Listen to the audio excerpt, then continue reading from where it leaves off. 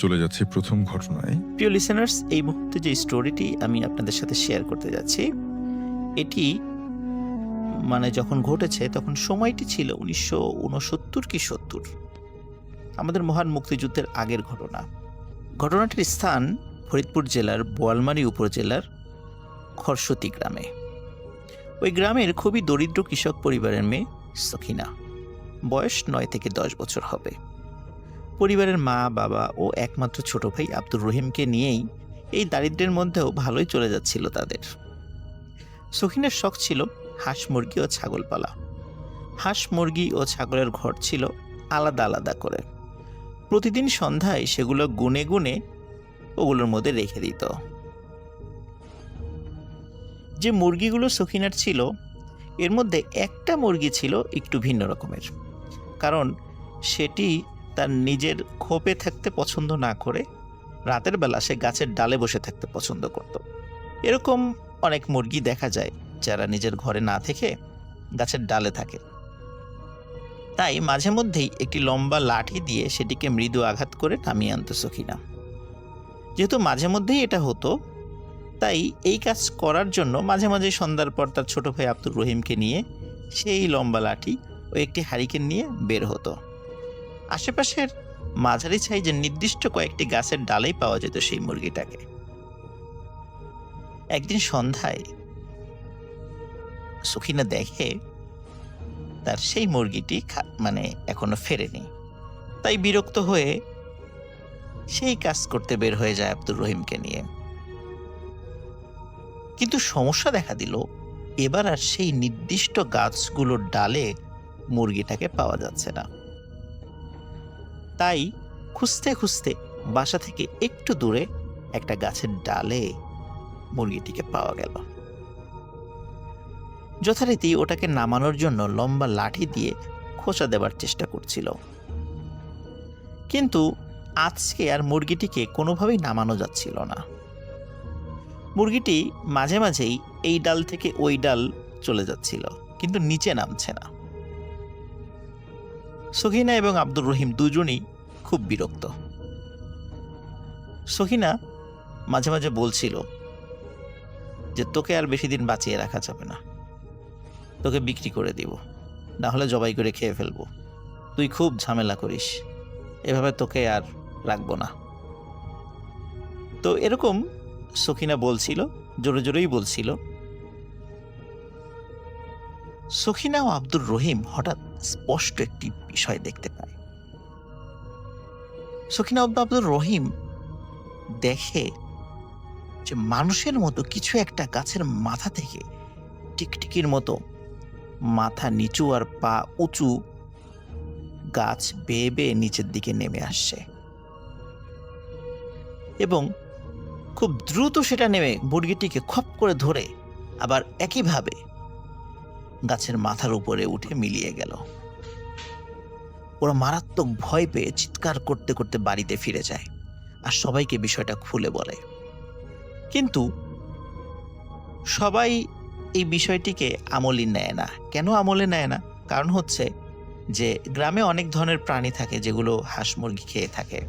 এর মধ্যে গন্ধগোকুল বা খাটাস এগুলো অন্যতম। সবাই বলে যে তোরা এই জিনিসটাকেই দেখেছিস, এগুলো কোনো ভূত প্রেত না, অন্য কিছু না, খাটাস বা গন্ধগোকুল এগুলোই হবে। যেহেতু ওরা দুজনই বাচ্চা কাচ্চা ছিল, তাই বাচ্চা কাচ্চাদের কথা কেউ পাত্তা দেয় না। এর ঠিক কয়েকদিন পর ঘটে আরেকটি ঘটনা। সন্ধ্যায় সখিনার একটা ছাগলকে পাওয়া যাচ্ছিল না। সাধারণত ছাগল বাড়িতেই ফিরে আসতো, কারণ ছাগল বাঁধা থাকতো, কখনো বাঁধা না থাকলেও সেটা বাড়িতে ফিরে আসতো। যেহেতু ছাগলকে পাওয়া যাচ্ছিল না, তাই ছাগলকে খুঁজতে আবার ছোট ভাই আব্দুর রহিমকে নিয়ে হাতে হারিকেন নিয়ে বের হয়। কিন্তু কোথাও পাওয়া যাচ্ছিল না ছাগলকে। সখিনা যখন ছাগলটির নাম ধরে ডাকছিল, অনেক দূর থেকে ছাগলের শব্দ ভেসে আসছিল। কারণ সহিনা তার ওই ছাগলের ডাকটি শনাক্ত করতে পারত। সখিনার কানে যতটুকু আওয়াজ আসে তাতে বুঝতে পারে বাড়ি থেকে অনেক দূরের একটি উঁচু ভিটা থেকে ছাগলের মৃদু ডাকের শব্দ ভেসে আসছে, এবং এটাই তার কাছে মনে হচ্ছিল।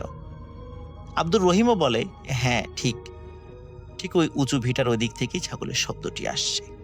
তখন ওরা দুজন ওদিকে চলে যায়। এখানে বলে রাখা ভালো যে ওদের বাড়ি থেকে একটু দূরে যে উঁচু ভিটাটি রয়েছিল এটি আসলে ছিল একটি শ্মশান। বর্ষাকালে যখন সব দিক পানিতে তলিয়ে যায় তখনই আশেপাশের কয়েকটি গ্রামের হিন্দু ধর্মাবলম্বীরা লাশ পোড়ানোর জন্য এটা ব্যবহার করে। আর যখন শুকনো সময় থাকে তখন এটা ব্যবহার করে না, নদীর পাড়ে লাশ পোড়ানোর জন্য নিয়ে যায়। তখন ছিল শীতের সময়, তাই চারদিকে শুকনো ছিল। আর ওদের বাবা সেদিন বাড়িতে আসতে কিছুটা দেরি করছিল বলে দুই ভাই বোন নিজেরাই সাহস করে চলে যায় সেই ভিটায়। সেই ভিটায় কিছু বড় গাছ ছিল এবং বেশ কিছু ঝোড় ঝাপ এগুলোও ছিল। গাছগুলো পার হয়ে ওরা যখন মূল ভিটায় গেল তখন আর কোনো ছাগলের শব্দ পাওয়া যাচ্ছিল না, শুধু ছিল চারদিক থেকে ঝিঝি পোকার ডাক। সহিনা তখন ছাগলটির নাম ধরে আবারও ডাকে। সাধারণত সখিনা আগে দেখতো যে ছাগলটির নাম ধরে যদি সখিনা ডাকে ছাগলটি উত্তর নেয়, এবং ছাগল যেভাবে শব্দ করে সেভাবে শব্দ করে সে উত্তর নেয়। সখিনা যখন কয়েকবার ছাগলটিকে ডাক দেয় তখন আবারও ছাগলের শব্দ তাদের কানে ভেসে আসে, কিন্তু এবার মনে হয় যে ছাগলের শব্দটি ঠিক মাটির উপর হচ্ছে না, মাটির উপর থেকে উঁচুতে, মনে হচ্ছে গাছের আগার থেকে এই শব্দটি ভেসে আসছে। ওরা যখন আবারও ছাগলটির নাম ধরে ডাক দেয় তখন এক পাশ থেকে ছাগলের শব্দ আসে। ওরা দেখে একটি লম্বা গাছের দিক থেকে শব্দটি আসছে। সখিনা এবং আব্দুর রহিম হাতে হারিকেন নিয়ে সেই গাছটির দিকে যায়, কিন্তু সেখানে গিয়ে উপর দিকে তাকিয়ে কোনো ছাগল দেখতে পায় না। আবারও ডাক দেয়। তখন মনে হলো যে যেই জায়গা থেকে একটু আগে ওরা সরে এসেছে সেই দিকে গাছ রয়েছে, সেই গাছের উপর থেকে শব্দ আসছে। ওরা সেদিকে চলে যায়, গিয়ে উপর দিকে তাকিয়েও কোনো ছাগল দেখতে পায় না। তখন আবারও ছাগলটির নাম ধরে সখিনা ডাক দেয়। এবারে ডাকেও ছাগলটি উত্তর নেয় তার মতো করে শব্দ করে, কিন্তু মনে হচ্ছিল অন্য আরেকটি গাছ থেকে সেই শব্দ ভেসে আসছে। তার মানে হচ্ছে ছাগলটির শব্দ সরে সরে যাচ্ছিল, একই জায়গায় ছিল না। এবার যখন তার একটি গাছ শনাক্ত করে সেই গাছের নিচে গিয়ে উপর দিকে তাকায়, এবার ছাগলের দেখা পায়।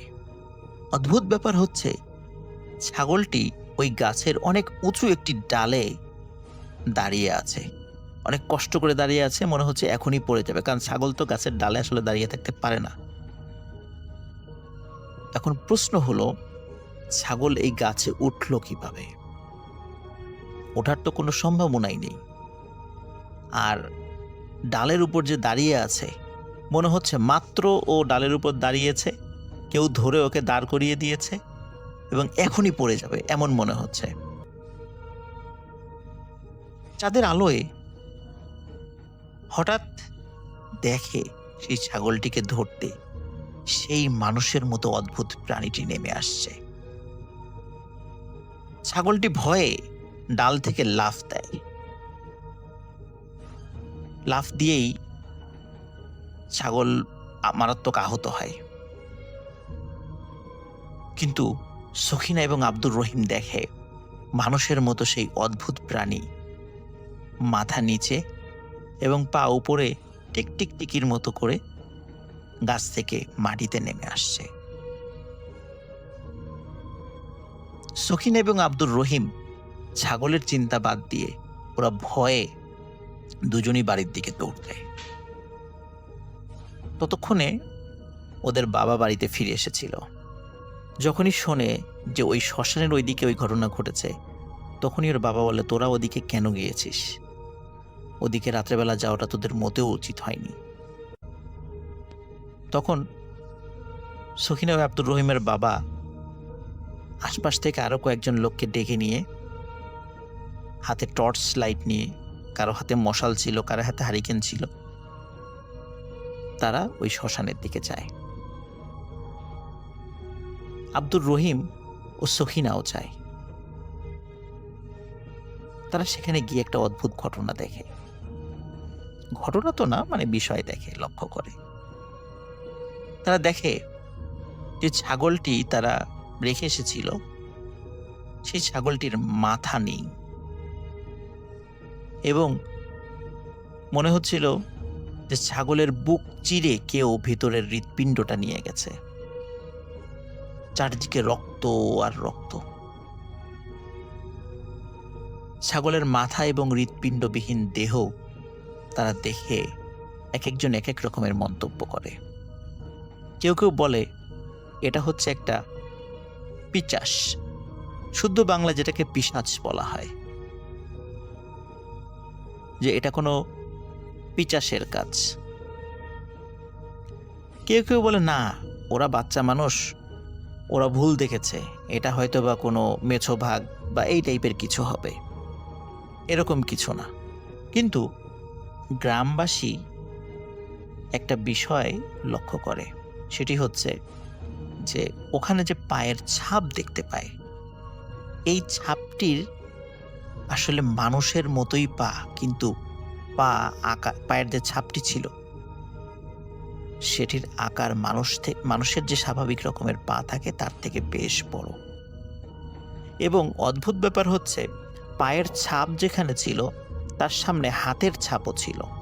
তার মানে হচ্ছে এই প্রাণীটি হাত পা উভয়কে নির্ভর করে চলাফেরা করে। এবং একটি লম্বা গাছের কাছে গিয়ে দেখে সেখানে রক্তের ছাপ রয়েছে। তার মানে হচ্ছে সত্যি কোনো প্রাণী ছাগলটির মাথা ছিঁড়ে নিয়ে এবং বুক চিরে হৃৎপিণ্ডটা বের করে নিয়ে গাছের উপরে চলে গেছে। গ্রামবাসী ফিরে এসে গ্রামের যে মেম্বার ছিলেন তাকে বিষয়টা বলে। তখন সিদ্ধান্ত হয় যে শ্মশানে যে গাছগুলো আছে, ঝোড়ঝাপা আছে, সেগুলো পরিষ্কার করতে হবে। সত্যি সেটা করা হয়। কিন্তু গ্রামের কেউ কেউ মনে করেছিল এটি আসলে কোনো হিংস্র প্রাণীর কাজ নয়, এটি পিশাচের কাজ। অদ্ভুত ব্যাপার হচ্ছে, গ্রামের কোনো বয়স্ক মানুষ ওই অদ্ভুত প্রাণীটিকে দেখেনি, কিন্তু সখিনা ও আব্দুর রহিমের মতো কিছু বাচ্চা কাচ্চা রাতের বেলায় অদ্ভুত প্রাণীটিকে দেখেছে, কিন্তু কোনো বড় মানুষ এটিকে দেখেনি। এটি একটি রহস্য, যে এটি যদি সত্যি কোনো প্রাণী হতো তাহলে সবার চোখেই সেটা ধরা পড়ত। কেন শুধু বাচ্চা কাচ্চারাই সেটাকে দেখেছে, কেন বড়দের সামনে ধরা দেয়নি? এই রহস্যটি আজও রয়ে গেছে। কিন্তু একজন ভালো আলেম, উনি পরবর্তীতে এটা নিয়ে অ্যানালাইসিস করে বলেছিলেন, সত্যি এটা একটা পিশাচ, এটি কোনো প্রাণী নয়।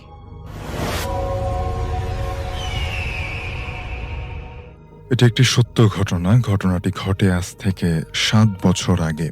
বন্ধুর মামার নাম ছিল শৌখিন। তো মামা ছিল ব্যাচেলর এবং 3 দিন হয়েছিল কুমিল্লায় একটা নতুন বাসা ভাড়া নেয়। এক রাতে আনুমানিক 8টার দিকে মামার কাছে এক লোক আসে এবং বলে সে মামার গ্রামের বাড়ি থেকে এসছে। লোকটা মামাকে একটা চিঠি দেয় এবং চিঠিটা ছিল তার গ্রামের এক শিক্ষকের। চিঠিতে লেখা ছিল, বাবা শৌখিন, গ্রাম থেকে একজন লোক পাঠালাম, তাকে এক রাত থাকতে দিও। তাই মামা লোকটাকে থাকতে দিল। এরপর লোকটার সাথে একসাথে ভাত খেলো। এক সময় ভাত খাওয়া শেষ হলো। এরপর লোকটার সাথে মামা আলাপ করতে লাগলো। আলাপের এক পর্যায়ে লোকটা বলে, আমাকে একটা ছবি তুলে দিবেন, কারণ লোকটা মামার ঘরে একটা ক্যামেরা দেখতে পেয়েছিল।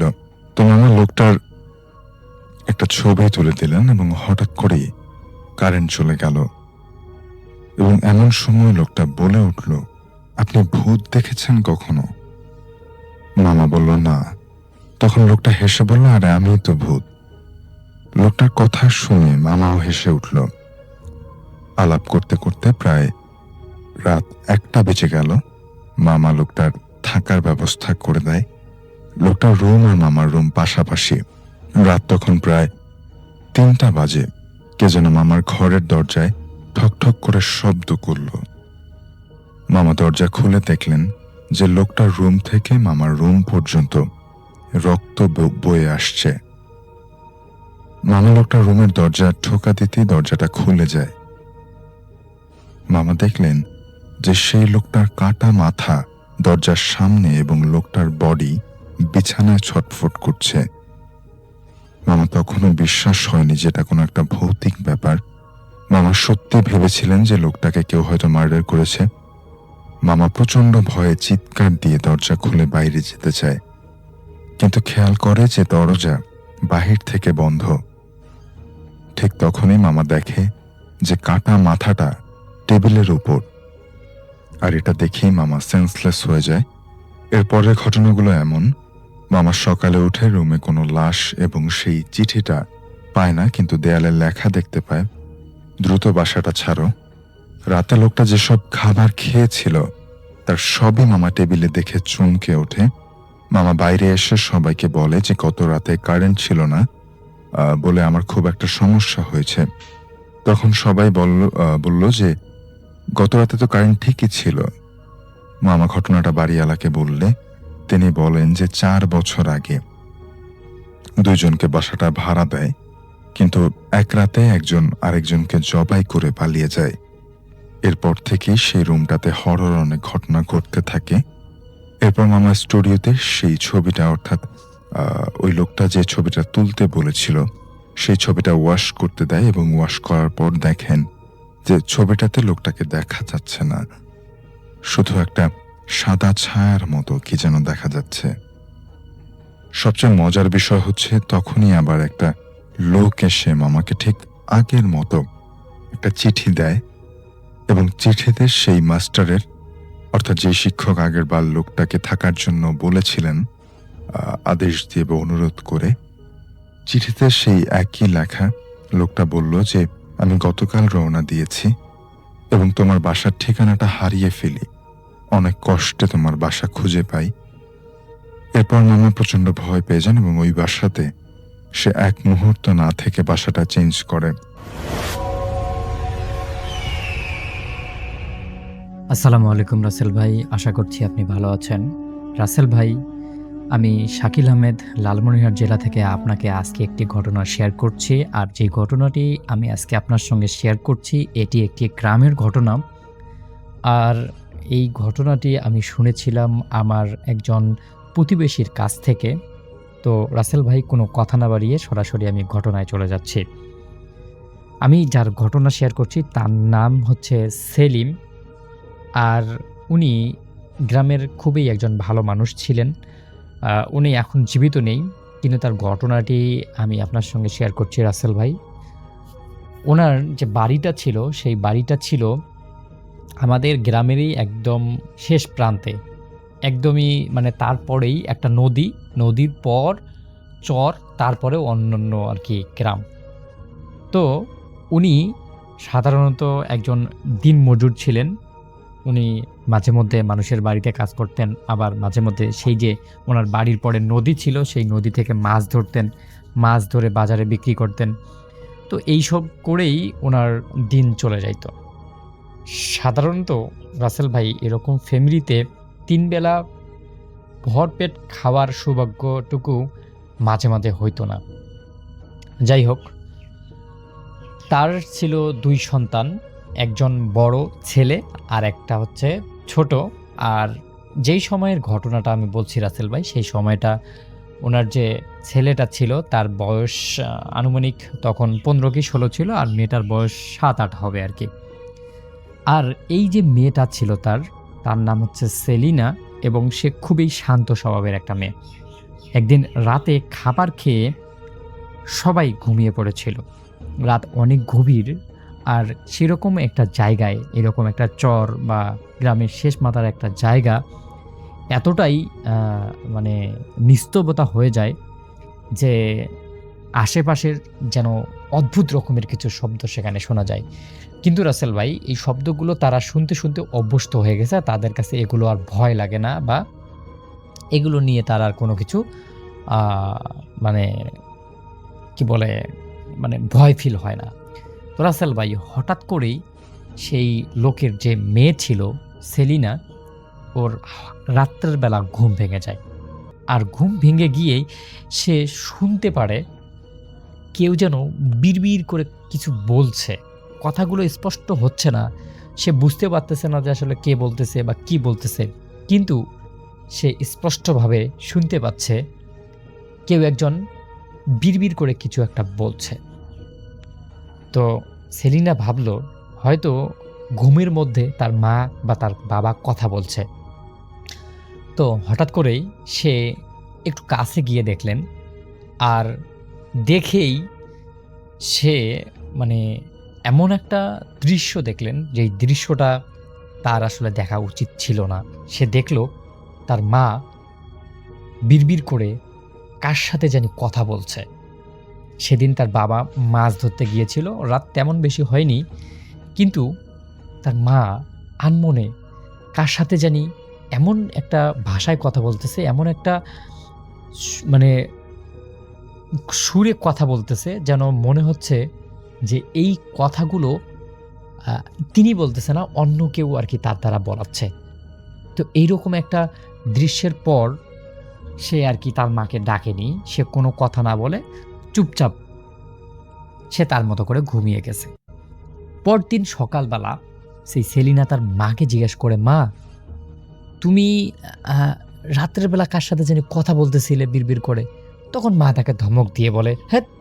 আমি কথা বলব মানে? কি স্বপ্নে কি দেখিস না দেখিস?"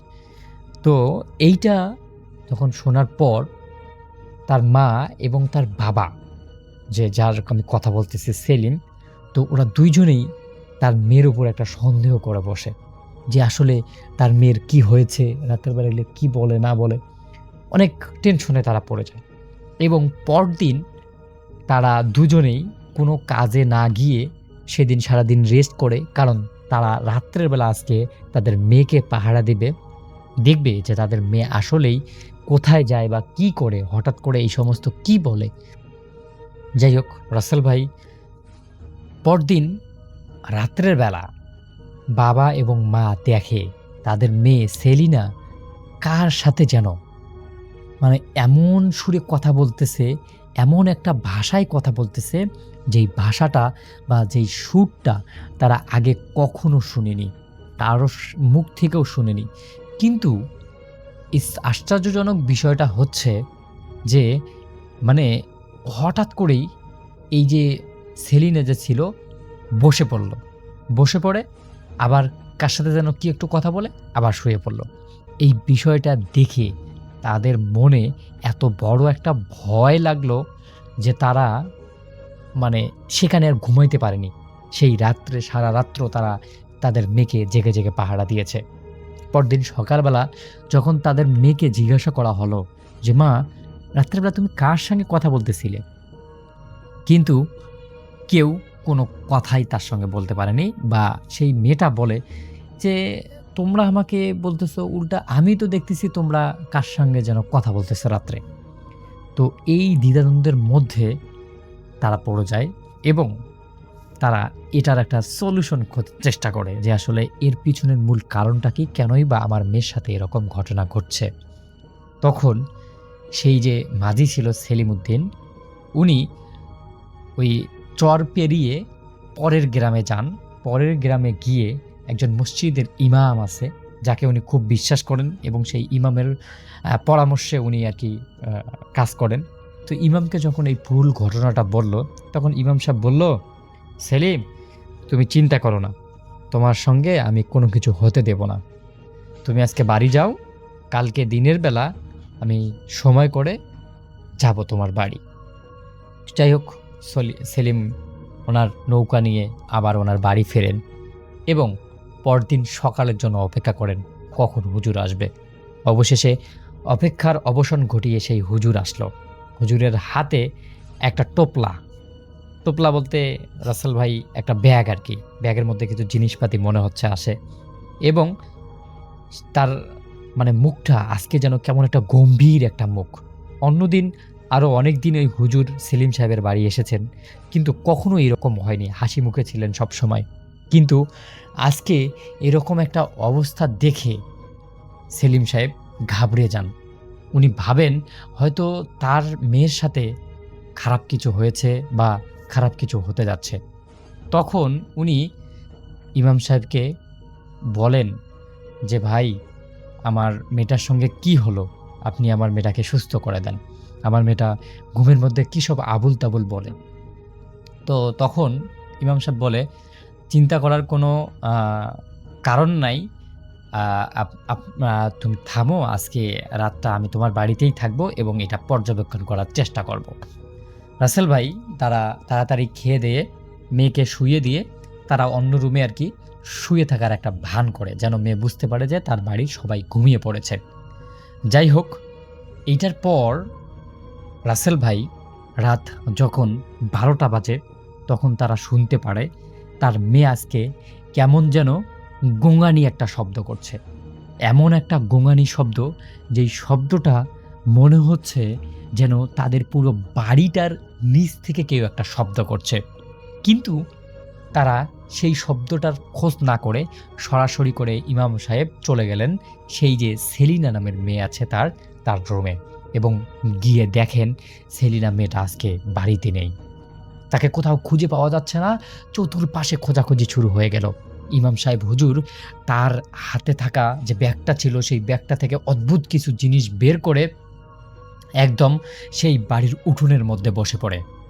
তার সামনে কয়েকটা মোমবাতি এবং সাদা রঙের কিছু একটা ধূসর মতন জিনিস পড়ে রাখা, এবং সে মুখ দিয়ে কি যেন কি শব্দ বলছে, মনে হচ্ছে কিছু মন্ত্র পড়ছে, এবং বলছে, "উত্তরে যাও, দক্ষিণে যাও, পশ্চিমে যাও", এরকম করে বিভিন্ন দিক দিয়ে যাওয়ার চেষ্টা করতেছে, এবং অবশেষে তিনি বলেন, "ধরে ফেলেছি।" হঠাৎ করে ইমাম সাহেব বলে, "ধরে ফেলেছি।" এই কথা বলার পর ইমাম সাহেব সেখান থেকে উঠে সরাসরি একটা শ্মশান ঘাটে চলে যান, এবং সেই শ্মশান ঘাটের একটা গাছের নিচে দেখেন ওই সেলিম সাহেবের মেয়ে সেলিনা সেখানে বসে আছে।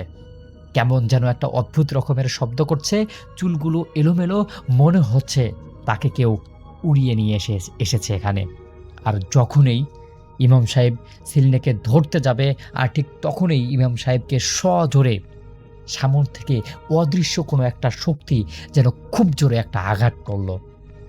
ইমাম সাহেব মাটিতে পড়ে যায়, আর এটা দেখার পর মানে সেখানে উপস্থিত যারা ছিল তারা সবাই অবাক হয়ে যায়। তারা সবাই ভয় পেয়ে যায় যে ইমাম সাহেব এত শক্তিশালী একটা মানুষ হওয়ার পরেও এনাকে কি একটা অদৃশ্য শক্তি এভাবে ফেলে দিল। কেউ সামনে যে এগিয়ে ইমাম সাহেবকে ধরবে, সেই ধরার সাহসটুকু কেউ করতে পারছে না। এরপর হঠাৎ করেই ইমাম সাহেব একদম চোখ বদ্ধ করে দাঁড়িয়ে গেল। আর দাঁড়িয়ে যাওয়ার পর সেই সেলিনার একটা মাথার থেকে চুল টান মেরে তুলে ফেলল, এবং এই চুলটাকে তার আঙ্গুলের মধ্যে কয়েক পেঁচ দিয়ে ধরে থাকে। বলল, "তুই যেই হোস না কেন, আমার কাছে তুই কিছুই না। এই নিষ্পাপ মেয়েটার সঙ্গে তুই কি করছিস? আমি তোকে শেষবারের মতো বলছি, তুই যদি ১ সেকেন্ডের মধ্যে এখান থেকে না চলে যাস, তাহলে তোর আমি এমন ক্ষতি করব, যেই ক্ষতি তুই কোনোদিনও পুষিয়ে নিতে পারবি না।" ইমাম সাহেবের মুখ থেকে এই কথাগুলো শুনে উপস্থিত সবাই অবাক হয়ে গেল। ইমাম সাহেব কার সঙ্গে কথা বলছে? কি কথা বলছে? এরপরেই আসল ভয়ঙ্কর দৃশ্য দেখতে পারে সবাই। সবাই দেখে সেই শ্মশান ঘাটের দিক থেকে ধোঁয়ার মধ্যে একটা সাদা অবয়ব ভেসে আসে, এবং সেই অবয়বটা ইমাম সাহেবের কাছে আকুতি মিনতি করা শুরু করে দেয়। ওই অবয়বটা বলে, "আমাকে ছেড়ে দেন, আমার ভুল হয়েছে, আমি আর কখনোই ভুল করব না।" কিন্তু ইমাম সাহেব কোনোভাবেই ছেড়ে দিচ্ছে না। ইমাম সাহেব বলছে, "তুই আমাকে আঘাত করেছিস, আমি তোর শেষটা দেখেই ছাড়ব।" আমি তোকে যেটা বলছি সেটা আগে কর, এই মেয়েটাকে আগে সুস্থ কর। এবং এরপরেই সেখানে থাকা সেলিনা ধপ করে মাটির মধ্যে শুয়ে পড়ে এবং আস্তে আস্তে নিস্তেজ হয়ে যায়। ইমাম সাহেব সেই চুলটা এবং সেলিনাকে নিয়ে বাড়ির মধ্যে চলে আসে।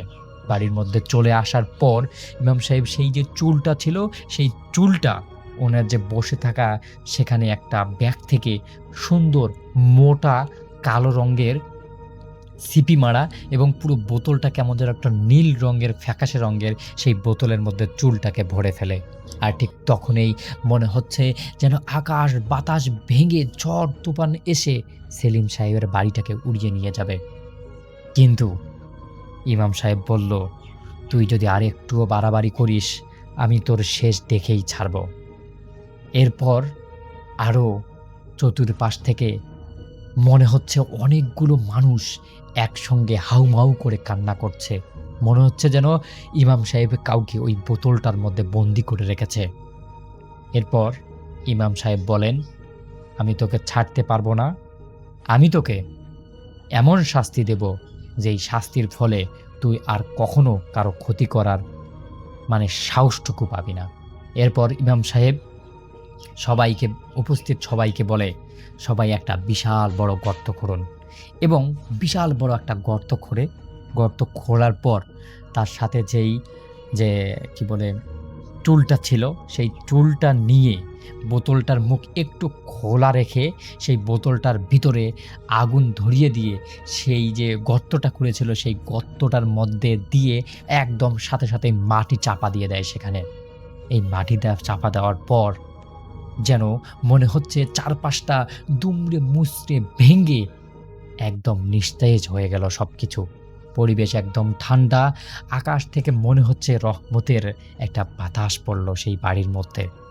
তার কিছুক্ষণ পরেই সেলিনা জ্ঞান ফিরে সে এত মানুষ দেখে ঘাবড়ে যায়, বলে যে এখানে এত মানুষ কিভাবে আসলো, আমার কি হয়েছে, আমার বাড়িতে কি হয়েছে। সে এমন একটা অবস্থা, সে কোনো কিছুই বুঝতে পারতেছে না। এরপর ইমাম সাহেব বলে, তোমার কিছু হয়নি, তুমি যাও, ঘুমাতে যাও। এবং ইমাম সাহেব সেদিন সেখানে সেই বাড়িতে 2টা তাবিজ 2 কোণার মধ্যে পুঁতে রেখে সেলিম সাহেবকে নিয়ে রওনা দেন তার নিজের বাড়ির উদ্দেশ্যে। আসার সময় সেলিম সাহেব তাকে জিজ্ঞাসা করে, হুজুর আপনি কি করলেন, আমি তো কিছু বুঝতে পারলাম না, আমাকে একটু বলুন, আমার শুনতে ইচ্ছা করতেছে। তখন ইমাম সাহেব বলে, তোমার বাড়িতে একটা নরপিশাচ ভর করেছে, যে পিশাচটা তোমার সুখের সংসারকে তছনছ করে দিত, কিন্তু আল্লাহর রহমতে আমি তাকে ধরতে পেরেছি এবং তাকে আমি ধ্বংস করে দিয়েছি। আমি আশা করি তোমার পরিবারের উপর সে আর কখনো নজর দিবে না, কারণ আমি তার বংশ ধ্বংস করে দিয়েছি। যদি কোনো দিন কোনোভাবে তার কোনো শাখা পোশাকাই বাড়ির দিকে আসে, আমি সেটাকেও ধ্বংস করে দেব, তুমি টেনশন করো না। আর আমার মনে হচ্ছে না সে এই পরে আসতে পারবে বা আসবে, এরকম কিছু মনে হচ্ছে না। যাই হোক রাসেল ভাই, এরপর থেকে ওই সেলিম সাহেবের বাড়ির আশেপাশে এখন অনেক বাড়ি হয়েছে, অনেক বাড়ি আছে। এখন জায়গাটা ওই রকম হন্টেড না, ভালো একটা জায়গা। তো এটাই ছিল ঘটনা। রাসেল ভাই, যদি ঘটনাটা ভালো লাগে তাহলে শেয়ার করবেন। যার কথা, যার ঘটনা শেয়ার করব, আমি আপনাদেরকে বলবো যে আপনারা কিভাবে ঘটনাটাকে নিবেন, এটা আপনাদের উপর, আমি আপনাদের উপর ন্যস্ত করে দিচ্ছি। শুধুমাত্র ঘটনা হিসাবেই নেবেন এবং এই ঘটনাটা আসলে বর্তমান কালের সময়ের সাথে কোনোভাবেই ম্যাচ করে না। চারেনী মঞ্জুশ্রী অসম্ভব বুদ্ধিমতী একজন মেয়ে ছিল। তিনি থাকতেন তার বাবা মার সাথে, তার বাবা মার একমাত্র কন্যা। তার মায়ের, তিনি জন্মের আগে তার মায়ের প্রায় 2 জন শিশু মিসক্যারেজ হয় ও একজন জন্মের 7 দিন পর মারা গিয়েছিল। সেই বাচ্চাটি মারা যাবার আগের দিনও সুস্থ ছিল, কিন্তু হঠাৎ বাচ্চাটার নিঃশ্বাস নিতে কষ্ট হচ্ছিল এবং চোখের সামনেই শিশুটির বুক আর ধরপড় করছিল না। চিকিৎসক, সেখানকার শল্য চিকিৎসক বলা যায়, এর কাছে নিলে ঘোষণা করা হয় শিশুটি আর বেঁচে নেই। তার বাবা মা বেশ কিছুটা সময়ের পর চারিনীকে পায়। তাদের বাড়ি ছিল আসামে, আমি জায়গার নাম বলছি না। ঘটনাটি আসাম আন্দোলনের আগেই ঘটেছিল। তাদের বাড়ির বিবরণ দিতে গেলে বলা যায় যে পুরো বাড়িটাই হচ্ছে ঘন গাছপালায় ঘেরা এবং এটা পাহাড়ি অঞ্চল, বেশ বড়সড় জায়গা এবং আশেপাশে আত্মীয় তথা এলাকার লোকজনদের বসবাস। অত মানুষ এতক্ষণ ছিল না। আর পাহাড়ি এলাকায় চারিনীদের বাড়ি ছিল। যাই হোক, চারিনীর মা যখন অন্তঃসত্ত্বা তখন তার কত মাস চলে এটা তার মনে ছিল না। তবে এতটুকু মনে ছিল যে চারিনীর জন্মের ২-৩ মাস আগে চারিনীর মা নাকি রাতের বেলা প্রচন্ড পিপাসায় ঘুম ভাঙে। তো ঘুম ভাঙার পর দেখতে পায় তার বাড়ির ভেতর একজন মানুষ কেমন পায়চারা করছে এদিক সেদিক। তিনি চোর চোর বলে চিৎকার দেন ঠিকই, কিন্তু চারিনী বা উঠে গেলে তিনি হঠাৎ সবকিছু ঝাপসা দেখতে থাকেন এবং এক পর্যায়ে আর কিছুই দেখেন না। ঘরের দুয়ার তো বন্ধ, তাহলে এই মানুষ ঢুকলো কিভাবে? খুব অবাক হয়ে যান যে স্পষ্ট একজন মানুষ, সারা শরীর চাদরে আবৃত, সাদা ধবধবে চাদর, এই মানুষটা কেমন পায়চারা করছে তাদের ঘরের ভেতর। এবং সেদিন ছিল প্রচন্ড ঝড়, বাইরে ছিল বাতাস কিন্তু বৃষ্টি ছিল না, সব উড়িয়ে নিয়ে যাওয়ার মতো অবস্থা। চারিনীর জন্মের কিছুদিন আগে চারিনীর মা একটা স্বপ্ন দেখেন। সেই স্বপ্ন নাকি তিনি দেখেন চারিনীকে। স্বপ্নের মধ্যে চারিনী এসে তাকে বলছিল কিছু কথা এবং কথা শেষে বলছে, আমি তোমার মেয়ে বলছি। তিনি ধরপর করে উঠে পড়ে। আর যেহেতু প্রেগনেন্সিতে এরকম কথা শুনেছে, তিনি অনেকের কাছে জিজ্ঞেস করার পর কিছু রিচুয়াল ও পূজা অর্চনার মাধ্যমে জিনিসগুলো ঠিক করতে পারে এবং পরে আর বিষয়টা নিয়ে ঘাটাঘাটি করে না এবং কোনোভাবে করতেও চায় না। তো চারিনীর জন্মের আগে এই 2 দিনই চারিনীর মা 2টা ইনসিডেন্টের সম্মুখীন হয় এবং তিনি তার বাবা মা ও চারিনীর মামাদের কাছে বলেছিল এবং তারা সবাই আশেপাশে থাকতো একই এলাকার ভেতর। তো চারিনীর বাবার কোনো পরিবার ছিল না, চারিনীর দাদা দাদি অনেক আগেই মারা গিয়েছিল। তো চারিনী জন্মের পর আসলে মামাদের দেওয়া জায়গা নিজেরা কিনে বাড়ি করে থাকা শুরু করে, ঘর উঠিয়ে থাকা শুরু করে। তো চারিনীর জন্ম হয় 1949 সালে। চারিনীর জন্মের পর চারিনীর মা আর আগের মতো প্রবলেম না থাকায় এবং আগের খারাপ জিনিসগুলো আর না দেখবার কারণে ধীরে ধীরে পিছনের সব ঘটনা ভুলতে শুরু করে। এমনকি তার একটা পর্যায়ে সব ভুলেও গিয়েছিল। আর চারিনী এতটাই সুন্দর ছিল যে তারা সবকিছু ভুলে গিয়েছিল। চারিনী জন্মের 9 মাস পরের ঘটনা। চারিনী তখন ধরে ধরে হাঁটে। একদিন সন্ধ্যায় চারিনীর বাবা কাজ থেকে ফেরত হয়ে দেখতে পায় চারিনী তাদের ঘরের বাইরের উঠানে বসে আছে আর কেউ চারিনীকে মাঝে রেখে ঘুরছে। তো চারিনীর বাবা নিচ থেকে উপর উঠবার সময় তা খেয়াল করে এবং চারিনীর মা কোথায় ছিল এটা তার খেয়াল নেই। তবে চারিনীর বাবা দ্রুতই চিৎকার দিয়ে উপর ওঠে, কে কে এখানে কে? তিনি উপর উঠবার পর দেখেন কেউ নাই। তিনি বাড়ির পেছনে খেয়াল করতে যান এবং খেয়াল করে আসেন, আশেপাশে দেখেন কোনো চিহ্ন খুঁজে পান না। অথচ তিনি স্পষ্ট দেখেছিলেন চারিনীকে ঘিরে কেউ দাঁড়িয়ে আছে, কেউ ঘুরছে। ঠিক ওই দিন রাতে চারিনীর বাবা হঠাৎ শব্দ পান, গভীর রাতে আশপাশ থেকে ফিস ফিস শব্দের। বাড়িতে শুধু চারিনী ও তার বাবা মা থাকতো, আর কেউ থাকতো না।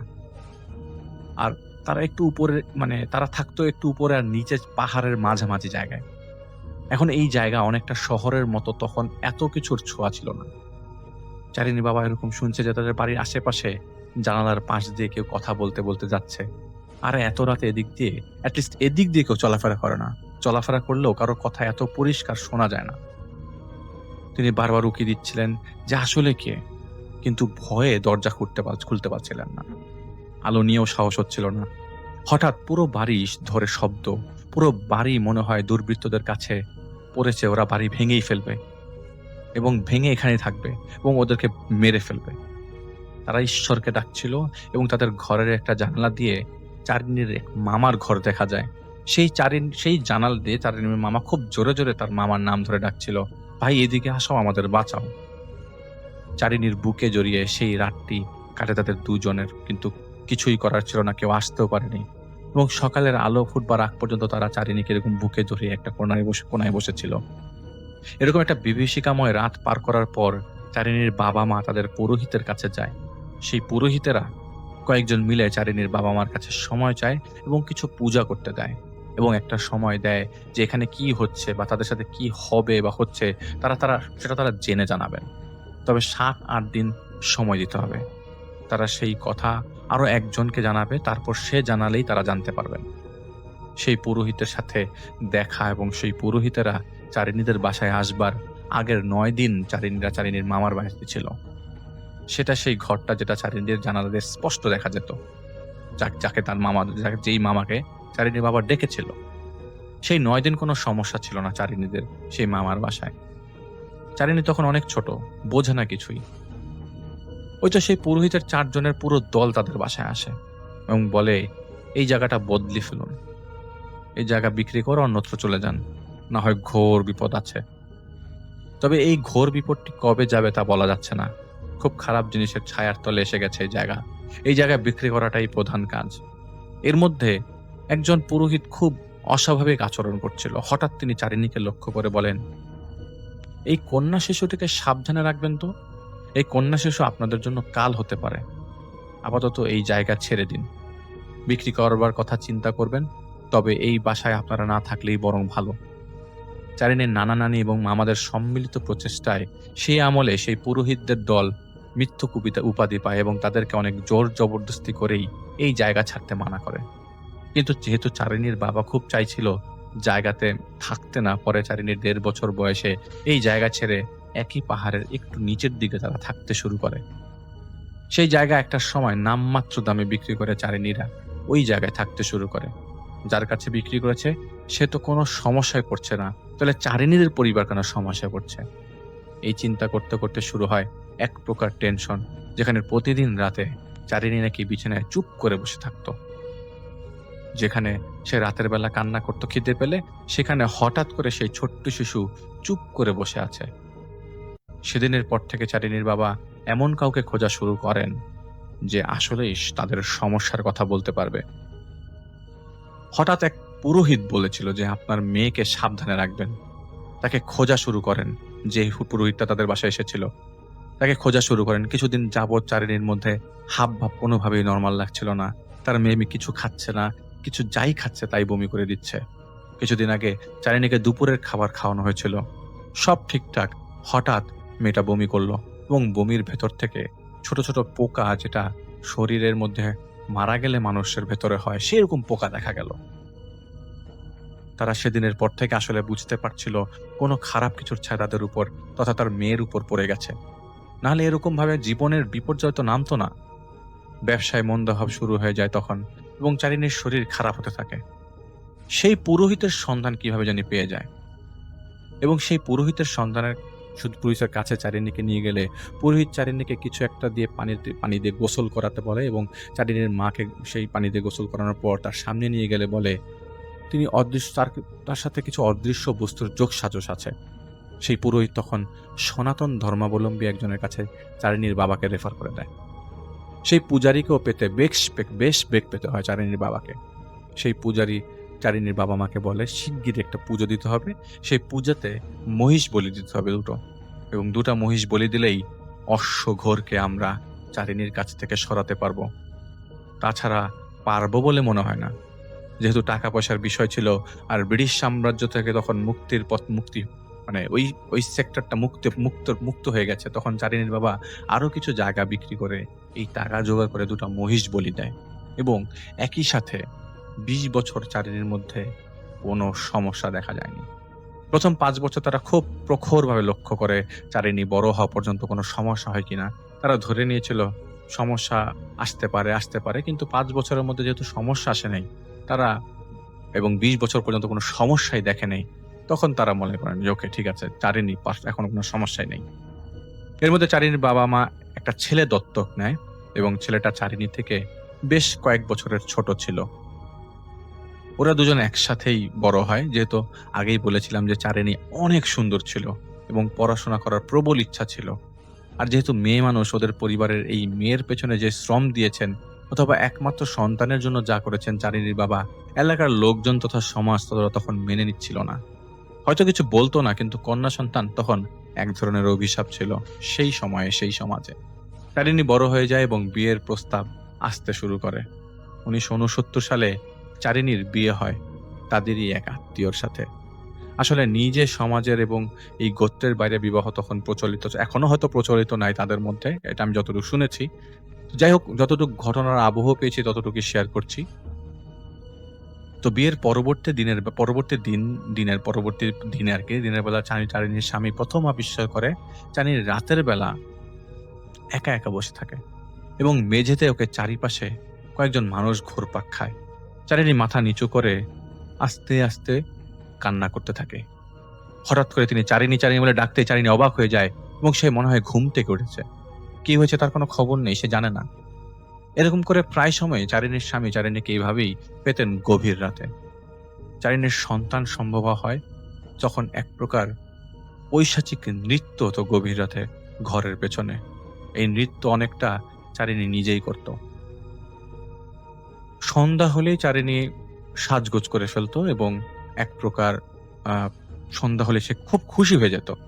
যাই হোক, সেদিন একদিন রাতের বেলা বৃষ্টির মাঝে চারিনীকে ঘরে না পেয়ে চারিনীর স্বামী বের হয় যে আসলে কি ঘটনা, এত রাতে ঘরে নেই কেন। তিনি বের হন এবং বাড়ির পেছন দিকে দেখেন বৃষ্টিতে চারিনী ভিজছে এবং কারোর সামনে পূজা করছে আর রক্তে ভেসে আছে চারিনীর পুরো শরীর। চারিনীর শাড়ি রক্তে ভিজে গেছে। চারিনীর স্বামী তাকে ঘরে নিয়েও ঠিক করতে পারেন না, কারণ ওই মুহূর্তে চারিনী প্রচন্ড হিংস্র হয়েছিল এবং বোঝা যাচ্ছিল চারিনী কোনো একটা ঘটনা ঘটিয়ে ফেলেছে এবং চারিনীর যে ভ্রূণটা ছিল পেটের ভেতরে সেটা কোনোভাবেই মিসক্যারেজ হয়ে গেছে, বের হয়ে গেছে এবং এটা যে চারিনী পেটের মধ্যে কয়েকবার কিল ঘুষি দিয়েছে সেটার জন্য বোঝা গেল যে চারিনী নিজেই নিজের ভ্রূণটাকে নষ্ট করে ফেলেছে এবং এটা বুঝতে আর বাকি রইল না। সকাল হবার পর চারিনীর পজিটিভ আচরণ এবং কান্নাকাটি সব মিলিয়ে সবাই চারিনীকে দোষারোপ করছিল, কিন্তু আসলে সেই নারকীয় দৃশ্য যেহেতু তার স্বামী নিজে দেখেছে, সে তখন চারিনীকে কিছু বলেনি। আর বাচ্চা যেহেতু নষ্ট হয়েছে তাই চারিনীকে অনেকটা চোখে রাখার সিদ্ধান্ত হয়। কিন্তু ছোট করে আগের দিনের রাতের দৃশ্যটা বলি, এরকম যা চারিনীর ভাইকে এবং বাবা মাকে জানানো হয়। চারিনীকে পাশে না পেয়ে চারিনীর স্বামী ঘর থেকে বের হয়। তাদের ঘরের পেছনে উঠানোর উপর শব্দ হচ্ছিল, দুইটা পাথরের মধ্যে পাথর মারার শব্দ। বৃষ্টির মধ্যে পেছনের উঠানে চারিনী বসে আছে, তাকে ঘিরে কয়েকটি মানুষ কিছুক্ষণ পরপর গরুর রূপে চারিনীর পাশ দিয়ে ঘুরপাক খাচ্ছে। চারিনী বসে থাকা অবস্থায় হঠাৎ হাঁটু গেড়ে বসে পড়ে, বসে বসে পূজা করার মতো, এবং তার পাশে একটা পাথর পড়া ছিল। চারিনী সেই পাথরের উপর কিছু একটা আরো একটা পাথর দিয়ে থেতলাচ্ছে এবং সেটা বোঝার অপেক্ষা রাখে না, চারিপাশে রক্ত ছিটকে যাচ্ছে। বৃষ্টির পানিতে সেগুলি আবার পাথর থেকে পড়ে যাচ্ছে এবং স্পষ্ট দেখা যাচ্ছে সেটা চারিনীর শরীরে এবং পাথরের উপরে সেই রক্তের ছোপ। চারিনীর স্বামী আলো ছাড়াই বুঝতে পারছিল যে কি হচ্ছে, যা সাধারণভাবে হচ্ছে না। পরদিন সকালে সেখানে শুকিয়ে যাওয়া ভ্রূণ পাওয়া যায়, যা সত্যি কথা শুনতে খারাপ লাগলেও আমি বলেছি আগে যে সংবেদনশীল কথাবার্তা আমার বলতে খুব কষ্ট হচ্ছে। সেই ভ্রূণটাকে কাক টানা হেঁচড়া করছিল। নিজের সন্তানের এই দৃশ্য দেখে কোনো পিতা ঠিক থাকতে পারে না। তারপরও চারিনীর স্বামী নিজেকে ঠিক রেখেছিল। নিজেকে বুঝিয়ে বুঝিয়ে চারিনীকে বিভিন্ন জনের কাছে নিয়ে যাচ্ছিলেন যদি ঠিক করা যায়। ডাক্তাররাও বলেছিল যে ডাক্তারের কাছে নিয়ে গেলে শরীর তো ঠিক করতে হবে। ডাক্তারদের বলেছিল পিছলে পড়ে গেছে, যার কারণে মিসক্যারেজ হয়ে গেছে, এবং সেটা সে এলাকা থেকে অনেক দূরে ছিল। এদিকে দূরের শহরের সাথে পাশের সম্পর্ক দূরত্ব, মানে তাদের আস্তে আস্তে সম্পর্কের একটা, দূরের শহর তো সত্য, এবং তাদের হাজবেন্ড ওয়াইফের মধ্যে একটা দূরত্ব বাড়ছিল। একরকম খারাপ ব্যবহার শুরু হয় চারিনী। প্রতিদিন রাতে চারিনী কাকে পূজা করতো এবং তার দিকে চেয়ে চেয়ে কান্না করা, খুব কষ্টের কান্না, যেটা অনেকটা মনে হতো যে চারিনীকে এখানে অত্যাচার করা হচ্ছে। চারিনীকে কিছুদিন তার বাবা মার কাছে রাখলেও পরে তাকে এবার নিয়ে আসা হয়। চারিনীর বাবা মার বাসা থেকে আসার পর থেকে আচরণের মধ্যে আরো ভয়াবহতা আসতে শুরু করে। চারিনীর রোজ রাতে বাইরে যে কাকে পূজা এবং দূর দূর করাটাও তার স্বামীকে ভাবাচ্ছিল, তার স্বামীর পরিবারকে ভাবাচ্ছিল। তো তার স্বামীর নাম ছিল রূপান থিমা। তার স্বামী তাকে নিয়ে দার্জিলিং এর কোনো একটা মন্দিরে গিয়েছিল এবং এই সমস্যা নিয়ে সেখানে চারিনী নিজের হাত কেটে ইচ্ছা করে সেখান থেকে দৌড়ে পালিয়ে যায়। তাকে পরে মোটামুটি একটা জঙ্গলের মাঝখান থেকে উদ্ধার করে নিয়ে আসা হয় আবারও আসামে। আসলে তাকে নিয়ে মোটামুটি এক প্রকার বিপদ হয়ে যাচ্ছিল চারিনীর স্বামীর। দূরত্ব তখন অনেক বেশি। চারিনীর মধ্যে সারাক্ষণ কেমন একটা খুশি খুশি ভাব, তার স্বামী থেকে যতই তার সম্পর্ক খারাপ হতে থাকে, ততই সে আরো খুশি হতে থাকে এবং বেশ খুশি খুশি ভাব লক্ষ্য করা যায়। সবার সাথে ভালো ব্যবহার করলেও চারিণী সন্ধ্যার পর নিজেকে ওই যে বলেছি পরিপাটি করতে থাকে। কোনো কেন কার জন্য আসলে সেটা রূপান বুঝতে পারছিল না। রূপানকে পুরোহিত বলেছে চারিণীকে এক পিশাচ নজর নিজের মতো করে চালাচ্ছে। এটা যখনই চিন্তা করতো রূপান, এবং এটা তার কাছে বেশ মাইন্ডে লাগতো, মাথার মধ্যে হিট করতো, খারাপ লাগতে থাকতো। তিনি বুঝতে পারছিলেন চারিণী আর সেই চারিণী নাই যাকে সে অনেক ছোটবেলা থেকেই চেনে। এই চারিণীর মধ্যে আসলে কোনো মানবিক পরিচয় পাওয়া যাচ্ছে না। তিনি তখন পুরো পরিবার সহ এক প্রকার গোল মিটিং করে এবং বলতে থাকে, এরকম চলতে থাকলে তো সমস্যা। চারিণীর এরকম কান্না ভরা গভীর রাত কাকে উৎসর্গ করা হয় তাকে তা বলা মুশকিল। সেদিন চারিণীর মা কিছু কথা বলে, এর মধ্যে একটা কথা তিনি বলেন, এরকম ঘটেছিল যে চারিণীকে লক্ষ্য রাখতে বলেছিল এক পুরোহিত অনেক আগে। সে মারা গেছে তাও অনেকদিন হয়, তাই বুঝতেও পারছিল না আসলে কার সাহায্য নেবে। তো চারিণীর মা সেদিন মুখ ফসকে বলে দেয়, এরকম আমি ফিল করতাম আমার পাশে কেউ আছে এবং আমি কার জন্য পূজা করতে বসে পড়ছি, এবং তা আমি এটা অনেকবার স্বপ্নে দেখতাম। এবং একটা গুরুত্বপূর্ণ একটা স্বপ্ন হচ্ছে, আমি অন্তঃসত্ত্বা থাকা অবস্থায় একবার চারিণী আমার স্বপ্নে আসে এবং এই কথাটা বলে। শুধু শুধু জন্ম দিও না, আমার মৃত্যু তুমি সহ্য করতে পারবে না। চারিণীর মা তখন থেকে ভয় পেতে শুরু করলো যে এই ঘটনা আবার শুরু হলো কিনা। প্রায় 4-5 মাস চারিণীর অবস্থা কেমন ছিল তা আর খবর পাওয়া যেত না। রূপানও আগের মতো কোনো ধরনের ইনফরমেশন দিত না যে ওরা আসলে কেমন আছে বা চারিণী কি নতুন কোনো পাগলামি করছে কিনা। আসলে এসব ইনফো তো রূপানি দিত। রূপানের সাথে রাস্তায় দেখা হলে পাশ কাটিয়ে চলে যেত, মনে হতো কেউ কাউকে দেখছে না। ডাকলে পরে মাথা ঘুরে পিছনে তাকিয়ে এসে দেখা করে যেত। রোগা শুকনা হয়ে গেছে, মনে হতো কোনো কিছু একটা রূপানের হয়ে গেছে, মানে কোনো ঝামেলা হয়েছে ওর ভেতর। আর এদিকে সম্মিলিত ডিসিশন হয় যে চারিণীকে বেঁধে রাখা হবে সন্ধ্যার পর। এই বেঁধে রাখার জন্য এক পূজারীর বুদ্ধিটি অনেক বড় কাজ করে। সেই পূজারীর বুদ্ধি অনুসারে চারিণীকে সন্ধ্যায় শেকল দিয়ে আটকে দেওয়া হতো ঘরের কাঠের পিলারের সাথে। একদিন শনিবার হঠাৎ রূপান চিৎকার করতে করতে এবং বলতে বলতে থাকে চারিণীকে খুঁজে পাওয়া যাচ্ছে না, মানে রূপান চারিণীর বাবা মার বাসায় এসে। এটা চারিণীর বিয়ের পর 1974 অথবা 73 দিকে, আসলে কথার সালটা মনে নেই। চারিণীর ভাই বাবা মা সবাই চারিণীকে খোঁজার চেষ্টা করে, কোথাও পাচ্ছিল না। পুলিশে মানে ওখানে ইনফর্ম করা হয়, জানানো হয়, কিন্তু এখানে কোনো আসামি নেই। আসলে রূপান্ত অনেক চেষ্টা করেছিল চারিণীর ভেতরে এই আধ্যাত্মিকতা, আসলে এটা ত্যক্ত বিরক্ত আসলে এই ঝামেলাতে রূপান কিন্তু অতটা ত্যক্ত বিরক্ত হয়নি, চেষ্টা করেছে, চারিদিকে ফেরত আনার চেষ্টা করেছে। তো রূপান কিভাবে জড়িত থাকবে ওর লাপাত্তা হবার পেছনে, এটা চারিণীর বাবা মা চিন্তা করে। তাই রূপানকে দোষ না দিয়ে তারা আবারও তাদের বাড়ি থেকে দূরে সেই পুরোহিতের কাছে গেলে পুরোহিত তাদেরকে বলে যে এইখানেই শেষ, অশ্বঘোর তাকে নিয়ে গেছে, ও আর ফেরত আসবে না, কোনো উপায় নেই ফেরত আনা। তবে হ্যাঁ, অশ্বঘোর এখনো সেই বাড়ির পেছনে ঘোরে, কেন ঘোরে তা বলা মুশকিল। এখানে দুটো কথাই বেশ ডিফারেন্ট এবং পরিষ্কার না, তারপরে তারা খুঁজতে থাকে। নিখোঁজ হবার ৫৫ অথবা ৬ষ্ঠ দিনের মাথায় গভীর রাতে রূপান দরজায় নক করে এবং চিৎকার করতে থাকে। রূপানকে চারিণীর বাবা ঘরে আসতে বলে, ঠান্ডা মাথায় বসায়। রূপান বলে, আমি চারিণীকে দেখতে পাচ্ছি, আমি ঘুমিয়েছিলাম, চারিণী আমার কাছে এসেছিল, চারিণী এসে আমার কাছে কাঁদছিল, আমার পায়ের কাছে কাঁদছিল, আমি কিছুই করতে পারিনি। চারিণীর শরীরে সাদা কাপড়, কয়েকদিন যাবত আমার কাছে এসে এরকম কান্না করছে, কিন্তু আজকে আমার খুব আমার কাছে এসে রাগ হয়েছিল, আজকে আমার সাথে খুব রাগ হয়ে কথা বলেছে, কয়েকদিন যাবত এরকম হচ্ছে, আমাকে বাঁচান। তো ওই রূপান বলছে যে আমি ঘরের পেছনে যে দেখি চারিণী মাটির ভেতর থেকে উঠে দাঁড়ায় এবং আমাকে বলতে থাকে, তুমি কি ভেবেছিলে আমি আর আসবো? তুমি আমাকে যতবার মারবে ঠিক ততবার আসবো। আমাকে বাঁচান, আমাকে ওরা মেরে ফেলবে, চারিণীর হাতে ছুরি, ও আমাকে মেরে ফেলবে, ওই যে আমার পেছন পেছন আসছে, ওই যে দেখেন। পরে তিনি নিজেই নিজের কাছ থেকে একটা ছুরি বের করে বলেন, ওই যে চারিণী।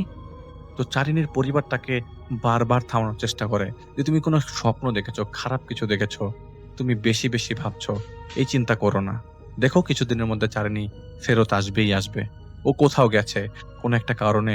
রূপানের বাড়ির পাশ দিয়ে চারিণীর ছোট মামা হেঁটে পার হচ্ছিল। সে অনেকদিন যাবত এই বাড়িতে ঢোকে না, তাই একটু উঁকি মারে। হঠাৎ করে সে খুব পচা একটা গন্ধ পায় ঝোপের ভেতর থেকে এবং বুঝতে পারছিল না আসলে ঘটনাটা কি। এত পচা গন্ধ এবং তার সাথে যে ছিল সেও খুবই পচা একটা গন্ধ, পটকা গন্ধ পায়। সেদিনই আশেপাশের লোকজনও ওইখানে যারা দাঁড়িয়ে ছিল তারাও গন্ধ পাচ্ছিল। তারা রূপানের ঘরের পেছনে ঢোকে। রূপান হয়তো ঘরেই ছিল না, তা তারা খেয়াল করেনি।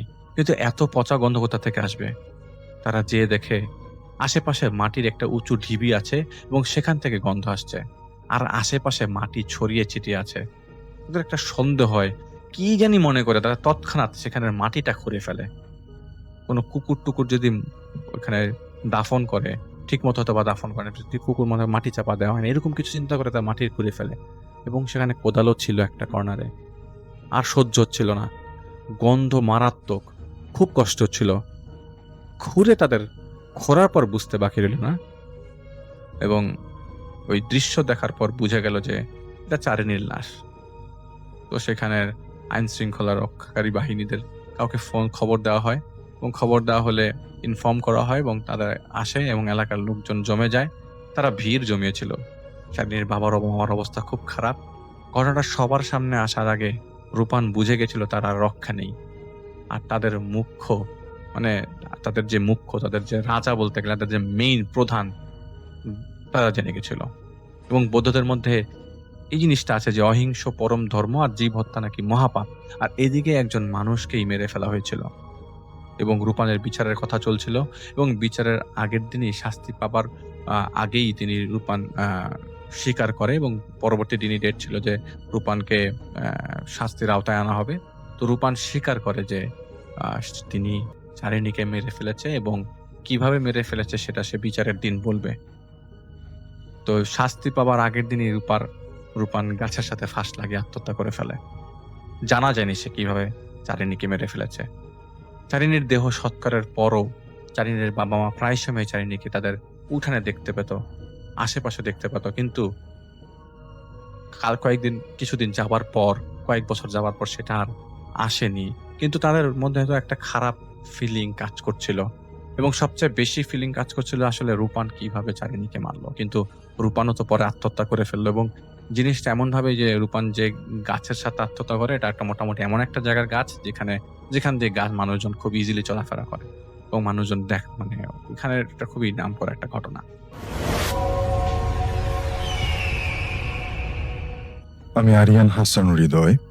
আমার বাড়ি ঝালকাঠি জেলার দিবাকর কাঠি গ্রামে। আমাদের গ্রাম নিয়ে অনেক ভৌতিক ঘটনা রয়েছে। আজ আপনাদের সাথে যে ঘটনাটা শেয়ার করব তা ঘটেছিল প্রায় 40 বছর আগে।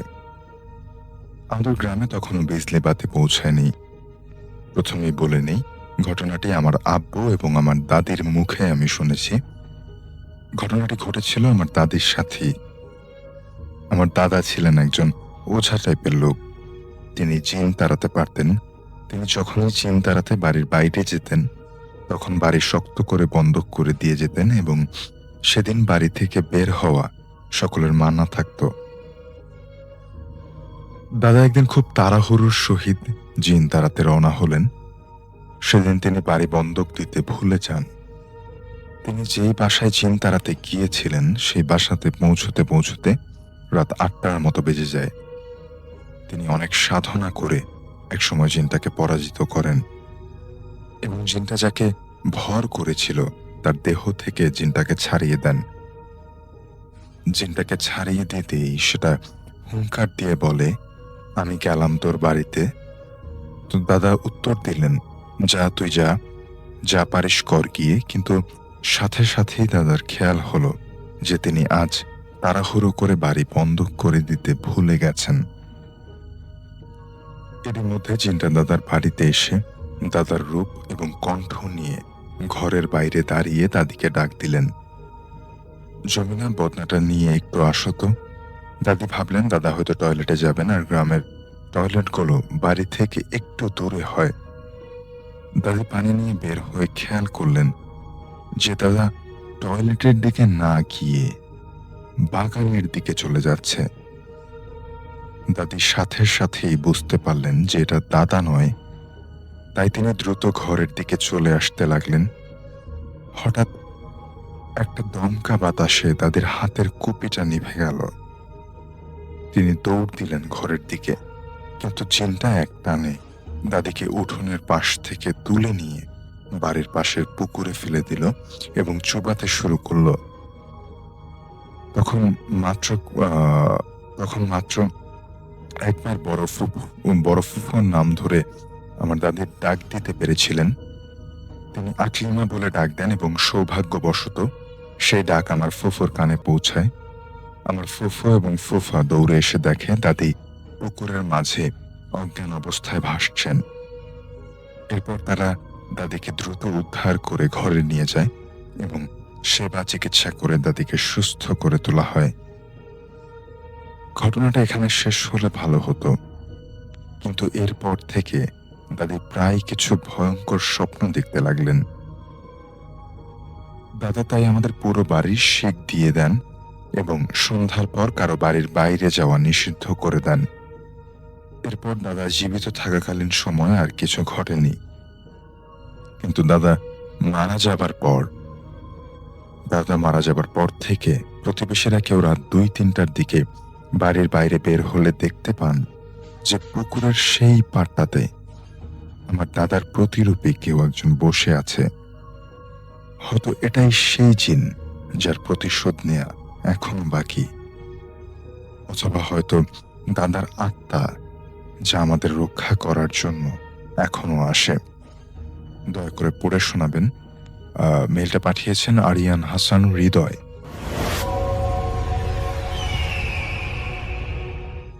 আমার আন্টির নতুন বিয়ে হয়েছে এবং তিনি তখন থাকতেন ঢাকা শহরেরই কোনো একটা অঞ্চলে এবং রেসিডেন্সিয়াল অঞ্চল, এবং সেই যেই বাড়িটাতে তিনি থাকতেন সেই বাড়িটা আসলে ছিল একটা সময় কনসেন্ট্রেশন ক্যাম্প, মানে পাক হানাদার বাহিনী সেই বাড়িটাকে ব্যবহার করেছিল তাদের একটা টর্চার সেলের মতো হিসাবে সেখানে। এবং সেখানে সেই বাড়ি যখন নাকি আমার আঙ্কেল যখন নাকি ভাড়া নেয় তার এক বন্ধুর কাছ থেকে, তার বন্ধুর বাড়ি ছিল এবং আঙ্কেলের চুক্তি ছিল এরকম সেই বাড়িটাকে পুরো রিনোভেট করে নেবে আঙ্কেল, এবং এটা যতদিন পর্যন্ত তার রিনোভেশনের যে কস্টটা আছে মানে তার ভাড়াটা ওখান থেকে কাটা যাবে। আঙ্কেল সেই চুক্তিতে, কারণ তার বন্ধুর তখন অ্যাবিলিটি ছিল না সেগুলো ফিক্স করার মতো, তো যাই হোক আমার আঙ্কেল সেই বাসাটা ভাড়া নেয় এবং সে এটাকে রিনোভেট করে সুন্দর করে একটা নতুন বাড়ির মতো ফ্ল্যাটের মতো এটাকে টার্ন ওভার করে, রং টং করে বেশ। কিন্তু সেই বাড়ি যখন নেওয়া হয়েছিল আমি গিয়েছিলাম আমার মামার সাথে, মামাকে সাথে নিয়ে, আমার মামা তখন এই ফিক্সিং এর দায়িত্বে ছিল, আমার সেজো মামা, আমি সাথে গিয়েছিলাম। তখন গিয়ে দেখেছিলাম সেই বাড়ির বিভিন্ন রুমে গুলির দাগ আছে, দেয়ালের মধ্যে ফুটো হয়ে আছে গুলির দাগ। তারপর সেই বাড়ির কিচেনে চুলো বানিয়েছিল মনে হয় পাক হানাদার বাহিনীরা, সেখানকার সেই চুলো, এবং দেয়ালে অনেক দাগ, ছাদের যে ফ্যানের যে সিলিং সেখান থেকে দড়ি ঝুলছে। যাই হোক সেই মানে খুবই হরিবল। আমি ছোট মানুষ হিসাবে আসলে অতটা রিলেট করতে পারিনি, আমি খুবই ছোট তখন। এরকম দেখেছি। তো সেই বাড়িটাকে পরে রিনোভেট করে পুরো সুন্দর করা হয়, সেখানে ফুলের গাছ লাগানো হয় এবং বেশ বড় একটা বাড়ি। বাড়িটা ছিল সম্ভবত 5 কাঠা জায়গার উপরে এরকম একটা বাড়ি, এবং সেটা ছিল হচ্ছে একটা দোতলা বাড়ি এবং নিচতলায় আমার আঙ্কেল সেটাকে তখন তিনি বিজনেস করতেন, সেখানে তিনি তার গোডাউন হিসেবে ইউজ করেছিলেন তার প্রোডাক্ট রাখার জন্য, এবং দোতলায় আমার আন্টি থাকতো। তো যেটা হয় সেই বাড়ির পাশেই ছিল হচ্ছে একটা নার্সিং হোম, এবং তখনকার ঢাকা শহরের বেশ পরিচিত একটা নার্সিং হোম, অনেকেই তখন সেখানে আসতো। সেখানে মনে হয় একটা গাইনি বিভাগও ছিল এবং অনেকেই আসতো সেখানে, গাইনির জন্যই বেশি আসতো মানুষ। তো যেটা হয় আঙ্কেল মাঝে মাঝে ব্যবসার কাজে দেখা যেত কয়েকদিনের জন্য তিনি থাকতে পারতেন না, তাকে চলে যেত দেশের বাইরে। তো তখন আন্টি একা থাকতেন। মাঝে মাঝে আমি তখন অনেক ছোট, আমাকে নিয়ে আসতেন, কিন্তু সারা বাড়িতে সারা বাড়িতে থাকতেন আমার আন্টি আর আমার সেজো মামা।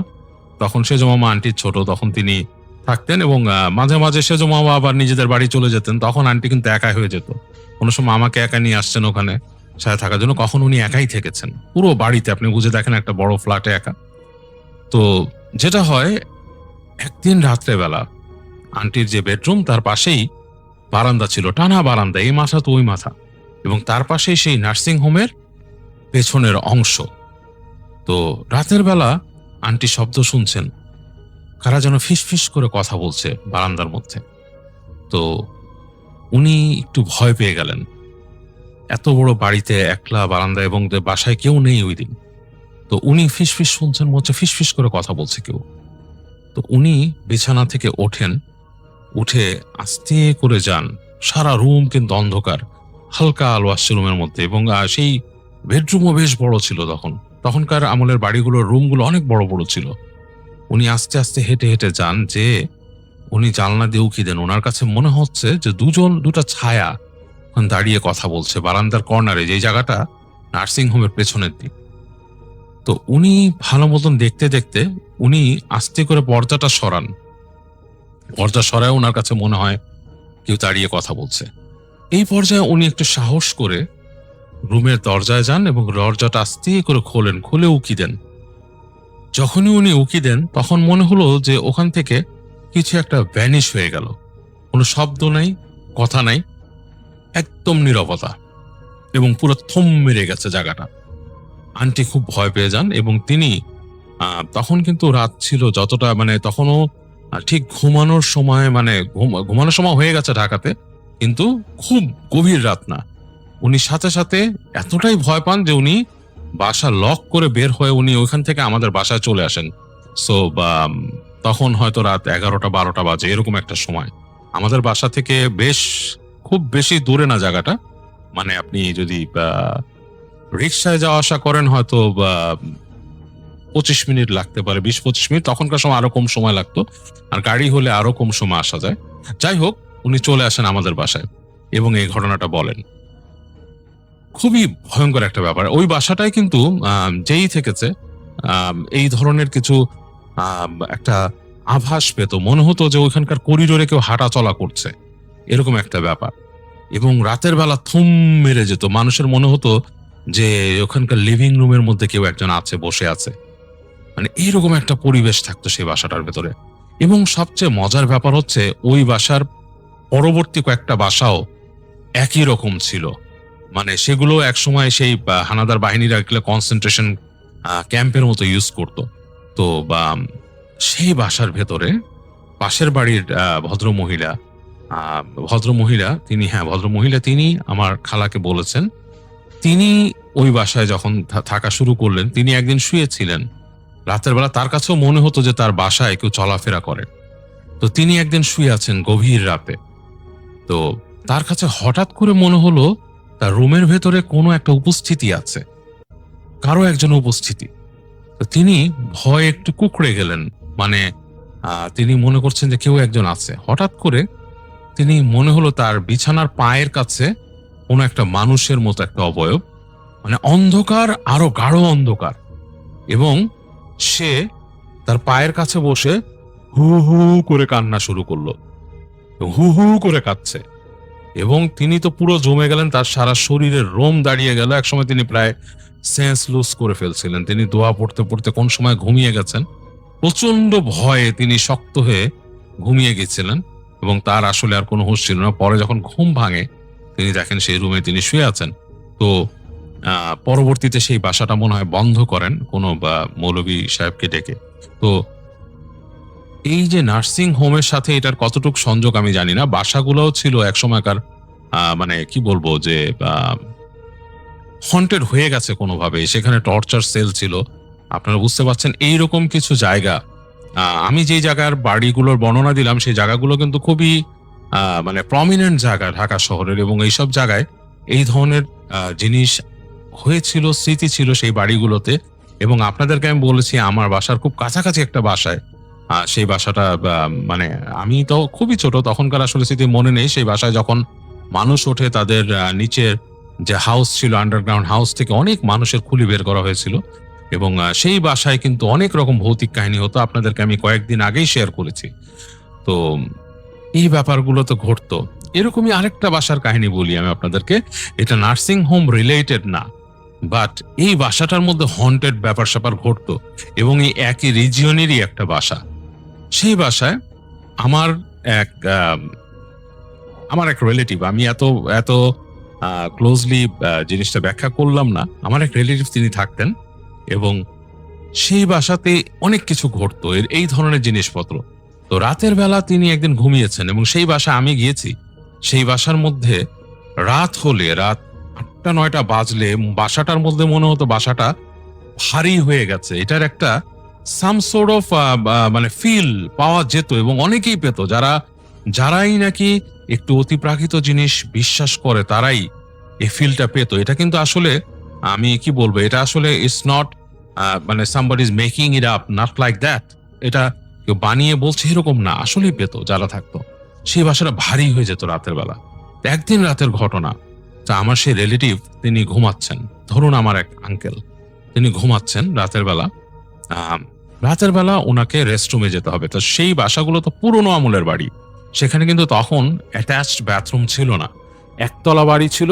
এবং যেটা হতো, সেই লিভিং রুম থেকে বের হতে হতো পাশে আর একটা রুম, এবং সেই রুমের দরজাটা খুললে বড় একটা উঠোন ছিল, বেশ খানিকটা উঠোন পার হয়ে বাসার কর্নারে ছিল রেস্টরুম। তো খোলা উঠোন, ছাদ, আকাশে চাঁদের আলো পড়ে সেই উঠোনে। তো রাতের বেলা উনি উঠলেন, উঠে ওনার কাছে মনে হচ্ছে যে চারিপাশ ঘুমট অন্ধকার, কেমন জানি, মানে সেই যে এই বাড়িটা যে ভারী হয়ে যায়। আমি আপনাদেরকে বললাম আমি নিজে সেই বাড়িতে থেকে দেখেছি, এবং ওই বাড়ির একটা আশ্চর্য ব্যাপার ছিল, টেম্পারেচার চেঞ্জ হতো। প্রচন্ড শীতে গরম হয়ে যেত বাসা, প্রচন্ড গরমে ঠান্ডা হয়ে যেত, মানে ভাইস ভার্সা টেম্পারেচার হতো সেই বাড়িতে। তো উনি যখন উঠে দেখে পুরো অন্ধকার, থম মেরে আসে বাসা।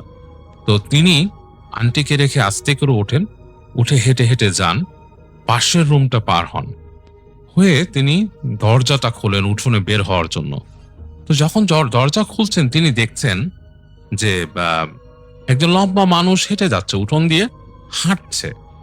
উনার প্রথমে মনে হয়েছিল যে ওনার শ্বশুর বেশ লম্বা ছিলেন, তিনি তার কাছে মনে হয়েছে যে ওনার শ্বশুর হেঁটে যাচ্ছে ওই পাশে।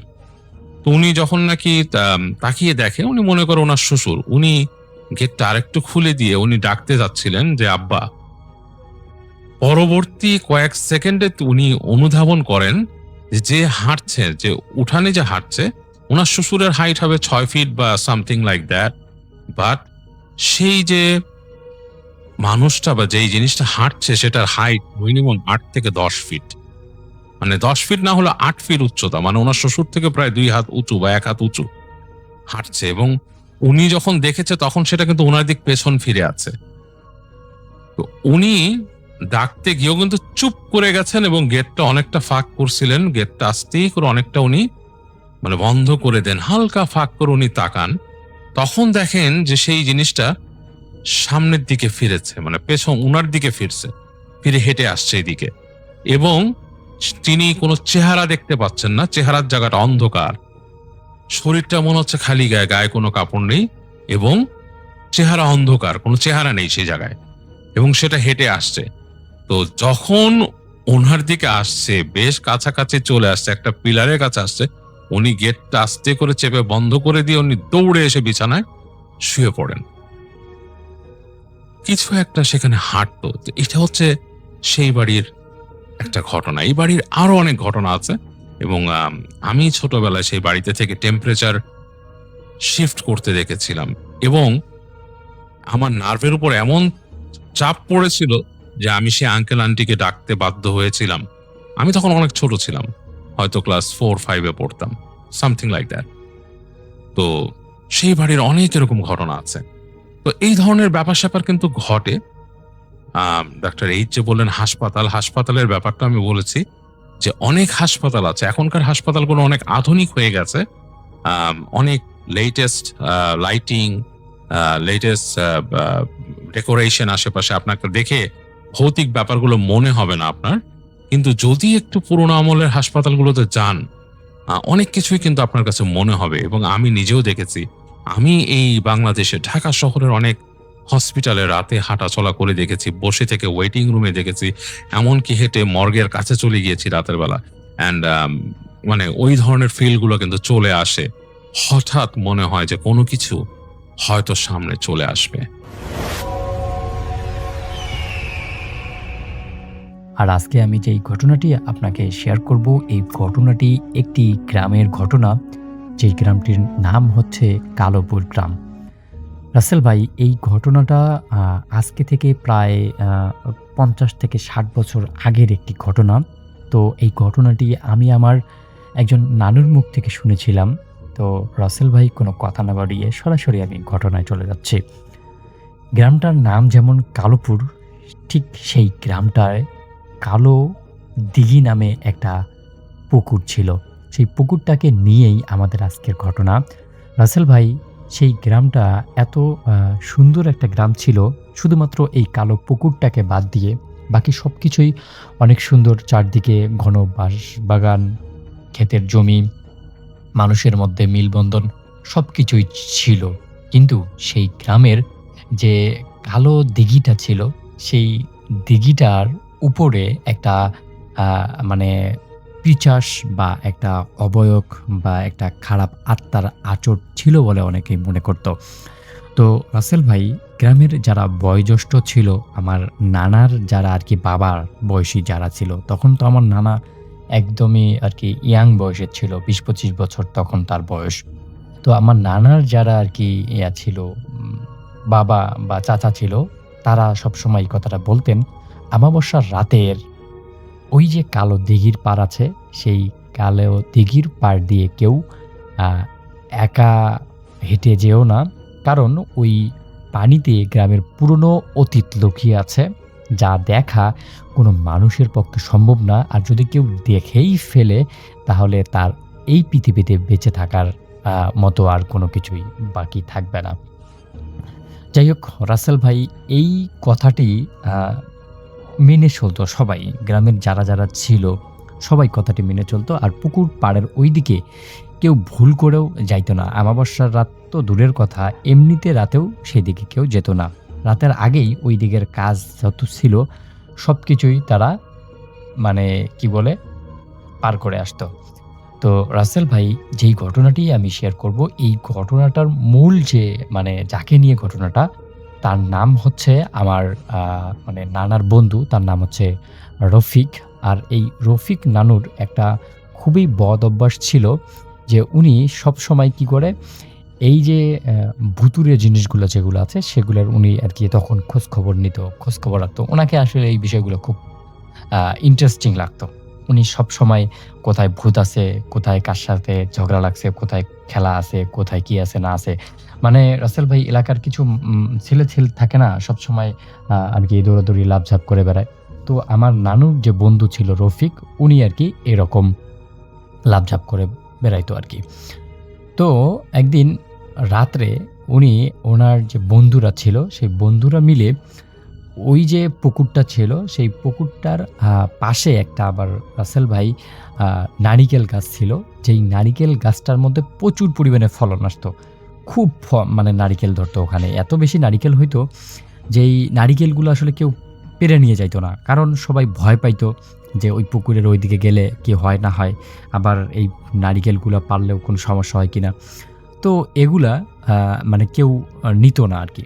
তো আমার যে নানুর বন্ধু ছিল রফিক, উনি এগুলো তো একদমই মানে প্যারা নিত না। উনি তো ওনার যে কয়েকজন বন্ধু ছিল, আরও ৩ জন বন্ধু মিলে উনি যান ওই নারিকেল গাছটার দিকে।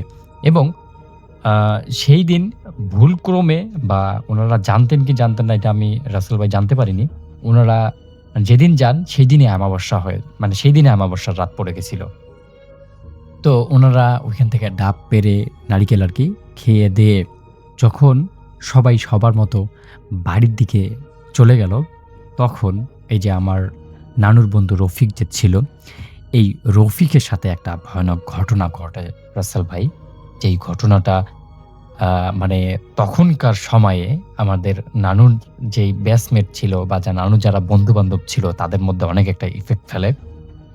তো রাসেল ভাই, এই রফিক আমার নানুর বন্ধু যখন উনি আসতেছিল, তখন উনি অদ্ভুত রকমের একটা আওয়াজ শুনতে পান। মানে পুকুর পাড়টা পার হয়ে আরেকটু সামনে গেছেন, ঠিক তখনই আওয়াজটা কেমন যেন সপ মানে কেউ পানির উপর দিয়ে হাঁটতেছে বা কেউ লাফালাফি করতেছে পানির উপরে, এইরকম একটা টাইপের।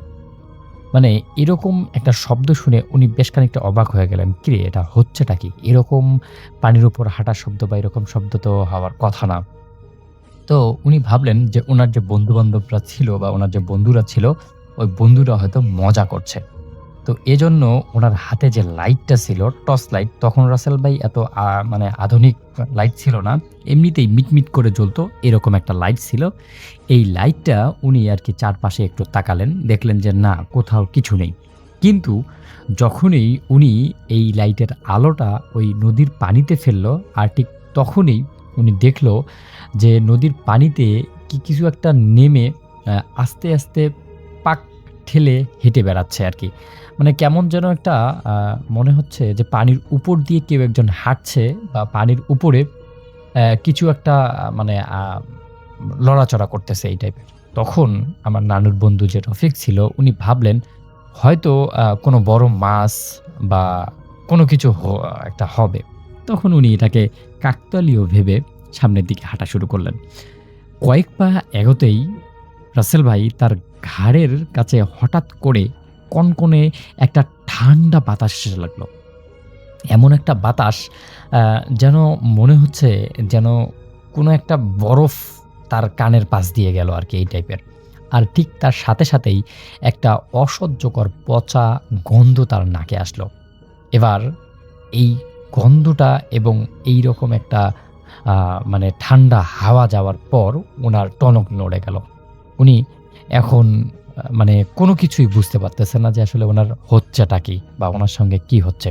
তখন উনি চিৎকার করে বলেন, "দেখ, তোরা যদি আমার সাথে এরকমভাবে মজা নিস তাহলে কিন্তু তোদের সাথে বন্ধুত্ব আজকেই শেষ হয়ে যাবে।" কারণ উনি ভাবতেছিল যে উনার বন্ধু-বান্ধবরাই হয়তো উনার সঙ্গে মজা করতেছে। কিন্তু যখন উনি সিরিয়াস হয়ে গেছে বা চিৎকার করতেছে, তখন উনি দেখলো যে না, আশেপাশে থেকে কোনো বন্ধু-বান্ধবই আসতেছে না। তখন উনি ভাবলেন যে ওনার যদি বন্ধু-বান্ধব হইতো তাহলে এত কিছু বলার পর হয়তো তারা এত মজা করত না। যাই হোক, এবার উনি একটু ভয় পাচ্ছেন আরকি। তো ভয় পেয়ে উনি আরকি তারপরেও উনার পা চালিয়ে যাচ্ছেন সামনের দিকে, বাড়ির দিকে যাওয়ার জন্য। আর ঠিক তখনই উনি দেখেন নদীর মানে পুকুরটার মাঝখানে একটা মানে লোক কেমন যেন কেমন অঙ্গভঙ্গিমাতে দাঁড়িয়ে আছে। তার পরনে ধবধবে সাদা শাড়ি, কিন্তু শরীলটা মানুষ অপেক্ষায় অনেক একটু লম্বা বেশি, অস্বাভাবিকভাবে শুষ্ক। সম্পূর্ণ মুখটা কেমন যেন অন্ধকারে ঢেকে রাখা। শুধু চোখ দুটো, টর্চের আলো সেই চোখ দুটোর মধ্যে পড়ে জ্বলজ্বল করে চোখ দুটো জ্বলে উঠল। মনে হচ্ছে যেন জ্বলন্ত কয়লার আলো তার মানে লাইটের সামনে এসে দাঁড়িয়েছে। আর ঠিক তখনই তিনি একদম জমে যান। তার পা মানে কাঁপতে থাকে, এত জোরে কাঁপতে থাকে উনি আ মানে লড়তে পারতেছে না বা উনি কোনো কিছুই করতে পারতেছে না। এমন একটা অবস্থা যেন মনে হচ্ছে উনার রক্ত একদম জমে গেছে। তো এইটা আ উনি আরকি উনাকে কি বলে আ শান্ত করতেছে উনি নিজেকে। কিন্তু উনি শান্ত করার সময় হঠাৎ করে উনি শুনতে পান, "কিরে রফিক, এত রাতে কোথায় যাচ্ছিস? আমাকে একটু সাথে নিবি?" মানে কণ্ঠস্বরটা শুনে ওনার শিরদাঁড়া দিয়ে হিমস্রোত বয়ে গেল। এমন একটা কণ্ঠ রাসেল ভাই, যেটা আমি আপনাকে আরকি শোনাতে পারবো না, বোঝাতে পারবো না আরকি। উনি যেটা আমার নানু যেভাবে বলছে আরকি। মানে উনি নাকি শুনতেছে যে এই কণ্ঠটা উনার কাছে একদমই পরিচিত। কণ্ঠটা মানুষের কোনো কণ্ঠ না। কণ্ঠটা শুধু বোঝা যাচ্ছে। কিন্তু এটা কার কণ্ঠ এটা উনি বুঝতে পারতেছে না একদমই। এরপরে আ এই অবয়বটা দেখে আমার যে নানুর বন্ধু ছিল উনি খুব তাড়াতাড়ি হাঁটা শুরু করেন। উনার হাঁটার মতো কোনো ইচ্ছা হচ্ছে না। তারপরেও উনি উনার যত শরীরে শক্তি ছিল সব শক্তি দিয়ে উনি হাঁটা শুরু করেন। আর ঠিক পুরো শক্তি দিয়ে জোরে একটা চিৎকার করেন এবং হাতের মধ্যে লাইট যে ছিল সেই লাইটটা মানে ফেলে দিয়েই উনার হাতের মুঠো করে একদম অন্ধকারের মধ্যে দৌড়াতে শুরু করল। আর তার পিছনেই ভেসে আসতে লাগলো এক বিকট শব্দ, অমানুষিক হাসির শব্দ, আর পানিতে প্রবল রকমের মানে পানির স্রোত আসলে যেই রকম পানিতে শব্দ হয় ঠিক সেই রকম একটা শব্দ আসতে লাগলো। আর সেই মুহূর্তেই আমার যে নানুর বন্ধু ছিল উনি কোনো কিছুর সাথে একটা হোঁচট খেয়ে টপ করে ওই পানির মধ্যে পড়ছেন কিনা উনি জানেন না। তবে সকালবেলা যখন আরকি উনার বন্ধুরা ওনার বাড়িতে গিয়ে খোঁজ করতে গেল যে আমার নানু আসলে রাসেল ভাই সেদিন যায়নি। আরও যে যারা ২ জন ৩ জন ছিল সেই ৩ জন যখন মানে তাদের কথা ছিল যে পরদিন সকালবেলা তারা একসঙ্গে আরকি দেখা করবে, কার কি সমস্যা হলো নাকি সেটার খোঁজখবর রাখবে। সবাই আসছে কিন্তু তার যে বন্ধু রফিক ছিল উনি আসে নাই। তো এইটা যখন উনারা জানতে পারে তখন পুরো এলাকায় খোঁজাখুঁজি শুরু হয়ে গেছে। কিরে রফিক কোথায় গেল? রফিকের বাবা-মা খোঁজাখুঁজি শুরু করতেছে। এখন যখন তারা ওই মানে এই বাকি ৩ বন্ধু যখন তারা বুঝতে পারছে যে রফিককে পাওয়া যাচ্ছে না, তখন তারা খুব তাড়াহুড়ো করে সেই নদীর কালাদিঘির পাড়ে গেল এবং কালাদিঘির পাড়ে গিয়ে দেখে সেই যে রফিক ছিল ওই একদম বেহুশ অবস্থায় ওই নদীর পাশের একদম পুরো পাশেই শুয়ে আছে এবং তার যে শার্ট ছিল শরীরে পরনে প্যান্ট ছিল, সেই প্যান্টের কিছু কয়েক জায়গায় আঁচড়, কোনো একটা বিশাল নখধারী কিছুর একটা জন্তু জানোয়ার হয়তো তাকে আঁচড় দিয়েছে। যেই আঁচড়ের ফলে তার শরীর থেকে রক্তও ঝরেছে, কিন্তু রক্ত ঝরতে রাতের বেলাতেই সেই রক্তগুলো খামার বেঁধে গেছে। এরপর তারা ৩ বন্ধু খুবই মানে টেনশনে পড়ে যায় যে এখন যদি রফিকের বাবা-মা জানে তাহলে তো তাদেরকে অনেক বকাবকি করবে। তখন তারা সেই রফিককে কোনোভাবে মানে ওই নদী থেকে পানি তুলে রফিকের মুখে যখন ছিটা দেয় তখন রফিকের জ্ঞান ফেরে এবং জ্ঞান ফেরার পর যখন এই পুরো ঘটনাটা রফিক সবাইকে বলে তখন সেখানকার সবাই ভয়ে কম্পিত হতে শুরু করে। আর ঠিক তখনই গ্রামের মানুষ খুঁজতে সেই নদীর পাড়ে এসে পৌঁছে যায় এবং সবাইকে সেখানে দেখে গ্রামের মানুষ প্রচণ্ড রকমের রেগে যায়। কারণ সেই জায়গায় মানে আসা তো একদমই সবার জন্য নিষেধ ছিল, কিন্তু তোমরা তারপরেও এসেছো, তোমাদের কঠিনতম শাস্তি হবে। কিন্তু রফিকের এইরকম অবস্থা দেখে সবাই অনেক বেশি টেনশনে পড়ে যায়। এরপর রফিকের বাবা-মা খুব জোরে চিৎকার করে কান্না করা শুরু করে। আর ঠিক তখনই সেখানে এলাকার একজন গণ্যমান্য কবিরাজ আসে। কবিরাজ এসে রফিকে মানে চিকিৎসা দেওয়া শুরু করে। রাসেল ভাই তখন তো আসলে ওইরকম ডাক্তার অ্যাভেলেবেল ছিল না। তো কবিরাজের চিকিৎসা নেওয়া শুরু করে রফিক এবং এলাকাবাসী যারা ছিল, আমার যে নানুর বাবা বা যারা চাচারা ছিল তখন তারা ভালোই ক্ষমতাসীন ছিল। এরপর সবাই মিলে সিদ্ধান্ত নেয় যদি এই নারিকেল গাছটা এখানে থাকে তাহলে গ্রামের ছেলেপেলেরা এটা খেতে আসবেই, আর আমাদের এরকম টেনশনে পড়তে হবে, বিভিন্ন রকমের ভয়ানক ঘটনা আমাদেরকে সম্মুখীন হতে হবে। তাই সবার মানে পারমিশন ক্রমে সেই যে নারিকেল গাছটা ছিল সেই নারিকেল গাছটাকে কেটে ফেলা হয়। রাসেল ভাই এই নারিকেল গাছটা কেটে ফেলার পর অনেক দিন সেই গ্রামে শান্তি বিরাজ করে এবং পরবর্তী সময়ে যখন ১৯৭১ সালে যুদ্ধ হয় এবং যুদ্ধ হওয়ার পর যখন যুদ্ধ বিধ্বস্ত দেশটাকে সবাই গোছানো শুরু করে তখন আমার নানুরা আসলে রাসেল ভাই গ্রাম থেকে শহরে চলে যায়। আর তারপর হঠাৎ করে নানু তার যখন বিয়ে শাদী করার পর আমার নানিকে নিয়ে যখন গ্রামে বেড়াতে আসে তখন দেখে যে ওই পুকুরের কোনো চিহ্ন মাত্র থাকে না। গ্রামের মানুষ নাকি সেটাকে বালু দিয়ে ভরাট করেছে এবং সেই জায়গাটাও বিক্রি হয়েছে, সেখানে নাকি এখন বাজার-টাজার চলে রাসেল ভাই। যাই হোক, এটাই ছিল ঘটনা। যদি ঘটনাটা ভালো লাগে তাহলে অবশ্যই শেয়ার করবেন।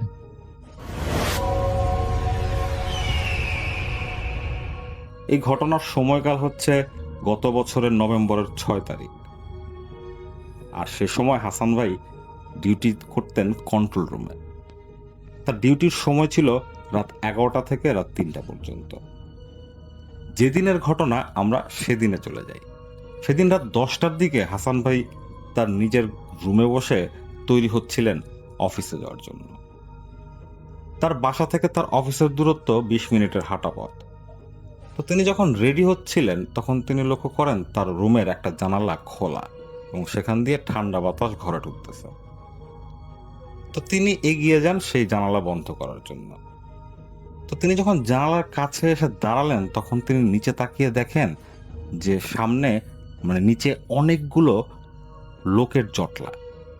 এটা বলে রাখা ভালো, হাসান ভাইয়ের বাসা ছিল ৫ তলায় এবং তার বিল্ডিং এর আশেপাশে কিছু বস্তির মতো জায়গা ছিল। সেই জটলাটা সেই বস্তিরই একটা ঘরকে কেন্দ্র করে। তো তিনি ব্যাপারটাতে খুব কিউরিয়াস ফিল করেন এবং তিনি খুব দ্রুত রেডি হয়ে নিচে নেমে আসেন। তো তিনি জটলার দিকে এগিয়ে গেলেন, গিয়ে একজনকে জিজ্ঞেস করলেন যে ভাই কি হয়েছে। তো সেই লোকটা বলল যে ইমরান নামের একটা ছেলে আত্মহত্যা করেছে। তো এই কথা শুনে হাসান ভাইয়ের খুব খারাপ লাগে, কারণ হাসান ভাই এই ইমরানকে ব্যক্তিগতভাবে চিনতেন। তার বিল্ডিং এর খুব কাছেই ছিল এই ইমরানের বস্তির ঘর। প্রায় তিনি দেখতেন ইমরান তার বাবা মার সাথে চিল্লাচিল্লি করতেছে। তো একদিন তিনি সেই ইমরানকে ডাক দেন, ডাক দিয়ে কথা বলেন। কথা বলার পর তার কাছে ইমরানকে আসলে অতটা খারাপ ছেলে মনে হয়নি। ইমরানের বয়স ছিল 17 থেকে 18 বছর। তো ইমরানের এরকমের মৃত্যু আসলে তাকে খুব কষ্ট দিল। তো তিনি শুনতে পান যে আশেপাশের লোকজন বলছিল যে এই ছেলেটা নেশাগ্রস্ত ছিল, নেশার টাকা না পেয়ে আত্মহত্যা করেছে। তো এত কিছু শোনার পর আসলে হাসান ভাইয়ের খুব খারাপ লাগতে থাকে। তিনি খুব দ্রুত জায়গাটা ত্যাগ করে তার অফিসের দিকে হাঁটা দেন। অফিসে পৌঁছাতে সেদিন তার একটু লেটই হয়ে গিয়েছিল। তো অফিসে তিনি তার কাজের মধ্যে ব্যস্ত হয়ে পড়েন। ইমরানের কথা আর তার মাথায় ছিল না। রাত 3টা বাজে, তার ডিউটির সময় শেষ। তিনি তার স্ত্রীকে একটা ফোন দিলেন। ফোন দিয়ে বললেন যে আমি অফিস শেষ করলাম, আমি বাসার দিকে আসছি। এই কথা বলে তিনি একাই বের হয়ে গেলেন অফিস থেকে। রাত 3টা বাজে এবং এটা একটা শীতের রাত। আপনারা বুঝতেই পারছেন যে চারপাশটা কত নিস্তব্ধ। হালকা একটা ঠান্ডা বাতাস শরীরের উপর দিয়ে বয়ে যাচ্ছে। আর একটা রাস্তা ধরে হেঁটে চলছেন হাসান সাহেব। তো তিনি যখন হাঁটছিলেন, তিনি তার সামনে 2 ফুট দূরত্বেও কিছু দেখছিলেন না, কারণ কুয়াশা এত ছিল। আর রংপুরে শীতকালে প্রচন্ড শীত পড়ে, আমরা সবাই জানি। তো তিনি এক মনে হেঁটে চলছিলেন। হঠাৎ তিনি সামনে তাকিয়ে দেখেন যে সে কুয়াশা ভেদ করে 4টা কি জানি তার দিকে 4 পায়ে হেঁটে হেঁটে আসছে। তো তিনি সে জায়গায় দাঁড়িয়ে যান। তিনি ভালো করে লক্ষ্য করার চেষ্টা করেন ওই 4টা বস্তু কি।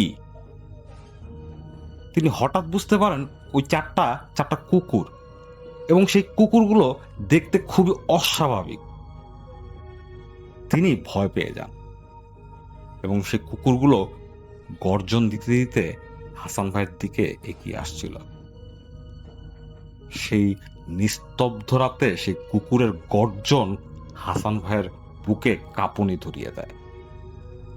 তিনি কি করবেন বুঝতে পারছিলেন না। তিনি এটা জানেন যে কুকুরকে দেখলে যদি কেউ দৌড় দেয় তাহলে কুকুর তার পেছনে দৌড় দেয়। তো তিনি চিন্তা করেন তিনি দৌড় দিবেন না। তো তিনি কি করেন, তিনি সেখানে দাঁড়িয়ে থাকেন। কিছুক্ষণের মধ্যে সেই 4টা কুকুর তাকে চারপাশ দিয়ে ঘিরে তুলল।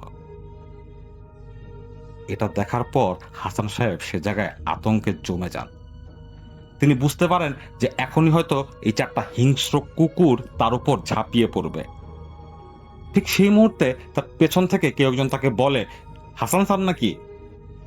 কি করেন স্যার এত রাতে, একা একা দাঁড়ায় আছেন কেন? এই কথা শুনে হাসান ভাইয়ের কলিজায় পানি চলে আসে। তিনি মুখ ফিরিয়ে সে লোকটার দিকে তাকান, কিন্তু কুয়াশার কারণে তিনি লোকটার চেহারা ভালো করে দেখতে পাচ্ছিলেন না। তিনি বলেন যে ভাই, আমি তো বাসার দিকে যাচ্ছিলাম, এই কুকুরগুলোর কারণে যেতে পারছি না। তখন সেই লোকটা সেই কুকুরগুলোর দিকে একটা বেদম ঝাড়ি দেয়। তাতেই সেই 4টা কুকুর সেই জায়গা ছেড়ে চলে যায়। এটা দেখে হাসান ভাই হাঁপ ছেড়ে বাঁচেন। আর তিনি লক্ষ্য করেন যে সেই লোকটা হেঁটে হেঁটে চলে যাচ্ছে। তো তিনি লোকটাকে পেছন দিকে ডাক দেন যে ভাই, ধন্যবাদ, বাঁচাইলেন, আমি তো খুব ভয় পেয়ে গিয়েছিলাম। তখন সেই লোকটা হাসান ভাইয়ের দিকে ঘুরে তাকায়। লোকটা তার থেকে হয়তো 1 থেকে 2 হাত সামনে ছিল। তিনি দেখতে পান তার সামনে দাঁড়ানো লোকটা আর কেউই না, সে ইমরান, যাকে তিনি অফিসে যাওয়ার আগে শুনে গিয়েছিলেন আত্মহত্যা করেছে।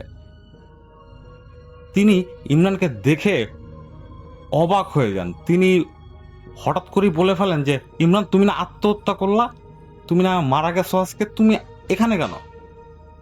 তখন তিনি দেখতে পান যে ইমরানের চেহারায় একটা পৈশাচিক হাসি। তিনি আতঙ্কে সেই জায়গায় নড়াচড়া করার শক্তি হারিয়ে ফেলেন। ইমরান একটা বিশ্রী হাসি দিয়ে হাসান সাহেবকে বলল যে শরীরটা মর্গে কাটাছেঁড়া করতেছে, আমি আত্মাটা নিয়ে বাইর হয়ে আসছি, যাই শেষবারের মতো ঘুরা ফিরা দেখা যাই। আর আপনারা তো খুব ভালো পাইতাম, তাই দেখা করতে আসলাম, যাইবেননি আমার সাথে? এই কথা শোনার পর হাসান সাহেব কি করবেন বুঝতে পারছিলেন না। এক পর্যায়ে তিনি বুঝতে পারেন তিনি যদি এখান থেকে দৌড় না দেন তাহলে তার সাথে খারাপ কিছু ঘটবে। তিনি আর কিছু চিন্তা করেন না, তিনি একটা দৌড় দেন। দৌড় দেওয়ার পর তার সাথে ধাক্কা খায় একটা লোকের। তিনি পড়ে যান মাটিতে। হাসান সাহেব মাটি থেকে উঠে বসেন, বসে সেই লোকটার দিকে তাকান যার সাথে তিনি ধাক্কা খেয়েছেন। তিনি তাকিয়ে দেখেন খুব সুদর্শন এক বৃদ্ধ, যার উচ্চতা মোটামুটি খারাপ না। তিনি ফোর্সে চাকরি করেন, তিনিও মোটামুটি ভালো উচ্চতার, কিন্তু এই লোকটা তার থেকেও অনেক লম্বা। তো তিনি বলেন যে, ভাই আমি তো ভয় পেয়েছি, আমি তো রাস্তায় খুব খারাপ কিছু দেখেছি, এই কারণে ভাই এভাবে দৌড়াচ্ছিলাম, আপনি কিছু মনে করেন না। তো তখন সেই বৃদ্ধ হাসান ভাইকে বলে যে, আজকে বড় বাঁচা বেঁচে গেলেন, রাতের বেলা সাহস দেখিয়ে লাভ নেই, এই পৃথিবীতে আপনারা বাদেও অনেকেই ঘোরাফেরা করে, তাই সাহস দেখানো মাঝে মধ্যে বোকামির পরিচয়। যান, বাসায় যান, সবকিছু ঠিক হয়ে যাবে। আর কোনো সময় রাতের বেলা একা বের হবেন না, অন্তত এই রাস্তায় না। তো লোকটার কথা শুনে হাসান ভাই আশ্বস্ত হন, তার মনের ভেতর একটা সাহস ফিরে আসে। তিনি লোকটাকে ধন্যবাদ জানান এবং লোকটাকে জিজ্ঞেস করেন যে লোকটার বাসা কোথায়। তখন সে লোকটা বলে, আমি থাকি আশেপাশেই, চিনবেন না, যান, বাসায় আপনার স্ত্রী আপনার জন্য অপেক্ষা করছে। হাসান ভাই তার বাসার দিকে হাঁটা শুরু করলেন। তিনি যখন তার বাসার কাছে এসে পৌঁছালেন তখন তিনি দেখলেন তার বাসার সামনে, সেই বস্তির রুমটার সামনে এখনো মানুষজনের জটলা। তিনি হেঁটে হেঁটে সেই জটলার কাছে আবার গিয়ে দাঁড়ান। দাঁড়িয়ে তিনি বোঝার চেষ্টা করেন এখন কি হচ্ছে। তখন তিনি শুনতে পান যে সেই ছেলেটাকে মর্গে নিয়ে যাওয়া হয়েছে, সেখানে ময়নাতদন্ত করা হবে, এরপর লাশ পরিবারকে বুঝিয়ে দেওয়া হবে। একথা শুনে আর সেখানে হাসান ভাই দাঁড়িয়ে থাকতে পারেননি। তিনি খুব দ্রুত তার বাসায় চলে আসেন।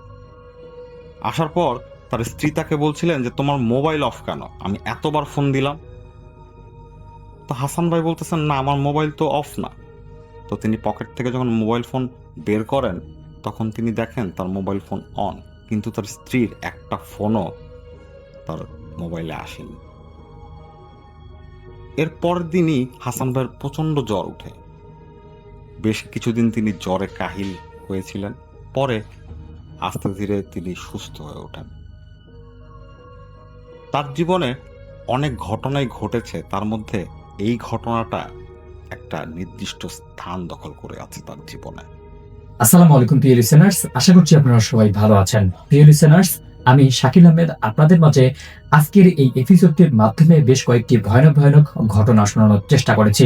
যে ঘটনাগুলো আপনাদের সামনে উপস্থাপন করেছেন আমার সবার প্রিয় আর যে রাসেল ভাই, আর যে আফনান ভাই, ডক্টর আলিফ, বাবু ভাই, আর যে শাফিন ভাই এবং আমি শাকিল আহমেদ বেশ কয়েকটি বাস্তব এবং সত্য ভয়ের ঘটনা আপনাদের সামনে তুলে ধরার চেষ্টা করেছি। এই ঘটনাগুলো শোনার পর আপনাদের কেমন লাগতেছে, আপনাদের অনুভূতিটা কি, আপনারা যেই উদ্দেশ্যে আমাদের ভিডিওটি প্লে করেছেন সেই উদ্দেশ্যটা কি আপনার পূরণ হয়েছে? আপনি কি সত্যিকারের ভয় পেয়েছেন? আপনি কি সত্যি যেই ঘটনাগুলো শুনতে চেয়েছেন সেই ঘটনাগুলো আমাদের এপিসোডের মধ্যে পেয়েছেন? যদি এমনটি সবগুলোতে হয়ে থাকে তাহলে অবশ্যই আপনারা আমাদের এই ভিডিও কমেন্ট বক্সে একটা মন্তব্য করবেন যে আমাদের আজকের ঘটনাগুলো আপনাদের কাছে কেমন লাগলো। আমাদের আজকের সর্বপ্রথম যেই ঘটনাটি ছিল সেটি একটি গ্রামের ঘটনা, আর এই ঘটনাটি কিন্তু আমার কাছে সত্যি অনেক ভয়ানক লেগেছে। আমার কাছে সত্যিকারের যে ভয়, সত্যিকারের যে আসলে জিন ভূত বলতে কিছু একটা ছিল, সেটা কিন্তু আপনারা এই ঘটনাটি শুনে বুঝতে পেরেছেন। তো প্রিয় লিসেনার্স, এই ঘটনাটি সহ আমাদের আজকের এপিসোডের বাকি যে ঘটনাগুলো ছিল এই ঘটনাগুলো আপনাদের কাছে কেমন লাগলো, প্রত্যেকটা ঘটনা কেমন ছিল সেটা কিন্তু জানাতে ভুলবেন না। আর যারা যারা আমাদের আজকের এই এপিসোডটিতে নতুন এসেছেন বা আমাদের এই চ্যানেলটিতে নতুন এসেছেন, তাদের কাছে আমি রিকোয়েস্ট করব, আপনি যদি সত্যিকারের একজন হরর লাভার হয়ে থাকেন, আপনার কাছে যদি সত্যিকারের মিস্টোরিয়াস হরর ঘটনাগুলো ভালো লাগে, তাহলে কিন্তু অবশ্যই আপনি আমাদের চ্যানেলটি ভিজিট করবেন। কারণ আমাদের এই চ্যানেলটিতে প্রতিনিয়ত আমরা বেস্ট ইমেল স্টোরি, বেস্ট ভয়ানক ঘটনা, ভূতের প্রেমের সব থেকে বাছাই করা সেরা ঘটনাগুলো নিয়েই কিন্তু এপিসোড তৈরি করি। এবং এই এপিসোডগুলো শুধুমাত্র আপনাদের রিকোয়েস্টে, আপনারা যারা যারা শুনতে চেয়েছিলেন গ্রামের ঘটনা, শুনতে চেয়েছিলেন মাছ ধরার ঘটনা, এবং শুনতে চেয়েছিলেন শ্মশান ঘাটের ঘটনা, হসপিটালের ঘটনা, এবং অনেকেই শুনতে চেয়েছিলেন অ্যাম্বুলেন্সের ঘটনা, এই সব কিছু ঘটনা আমরা একত্রিত করে আমাদের চ্যানেলে কিন্তু প্রতিনিয়ত আপলোড করি। আমাদের চ্যানেলে প্রবেশ করলেই আপনারা এই সমস্ত বাছাই করা সেরা সেরা কিছু ঘটনা পাবেন, যেগুলো শুনে আপনি যদি একজন হরর লাভার হয়ে থাকেন তাহলে আপনার কাছে ভালো লাগবে। তাই আমি আপনাদেরকে রিকোয়েস্ট করবো, অবশ্যই আপনি কিন্তু চাইলেই আমাদের চ্যানেলটি ভিজিট করে আসতে পারেন। আর প্রিয় লিসনার্স, যারা যারা এখন পর্যন্ত আমাদের ভিডিওটি দেখতেছেন কিন্তু চ্যানেলটিকে সাবস্ক্রাইব করে রাখেননি, আপনাদের কাছে আমি রিকোয়েস্ট করব, অবশ্যই আমাদের এই ছোট্ট চ্যানেলটিকে সাবস্ক্রাইব করে রাখবেন, এবং সাবস্ক্রাইব করার পর পাশে আসা বেল আইকন নোটিফিকেশনটি কিন্তু অন করে রাখবেন। তাহলে আমরা যে প্রতি রাত্র 10টার সময় এরকম ভিডিওগুলো আপলোড করি, সেই ভিডিওটি আপনার কাছে সরাসরি পৌঁছে যাবে। তো প্রিয় লিসনার্স, আজকে আর কোনো কথা না বাড়িয়ে আপনাদের কাছ থেকে বিদায় নিচ্ছি।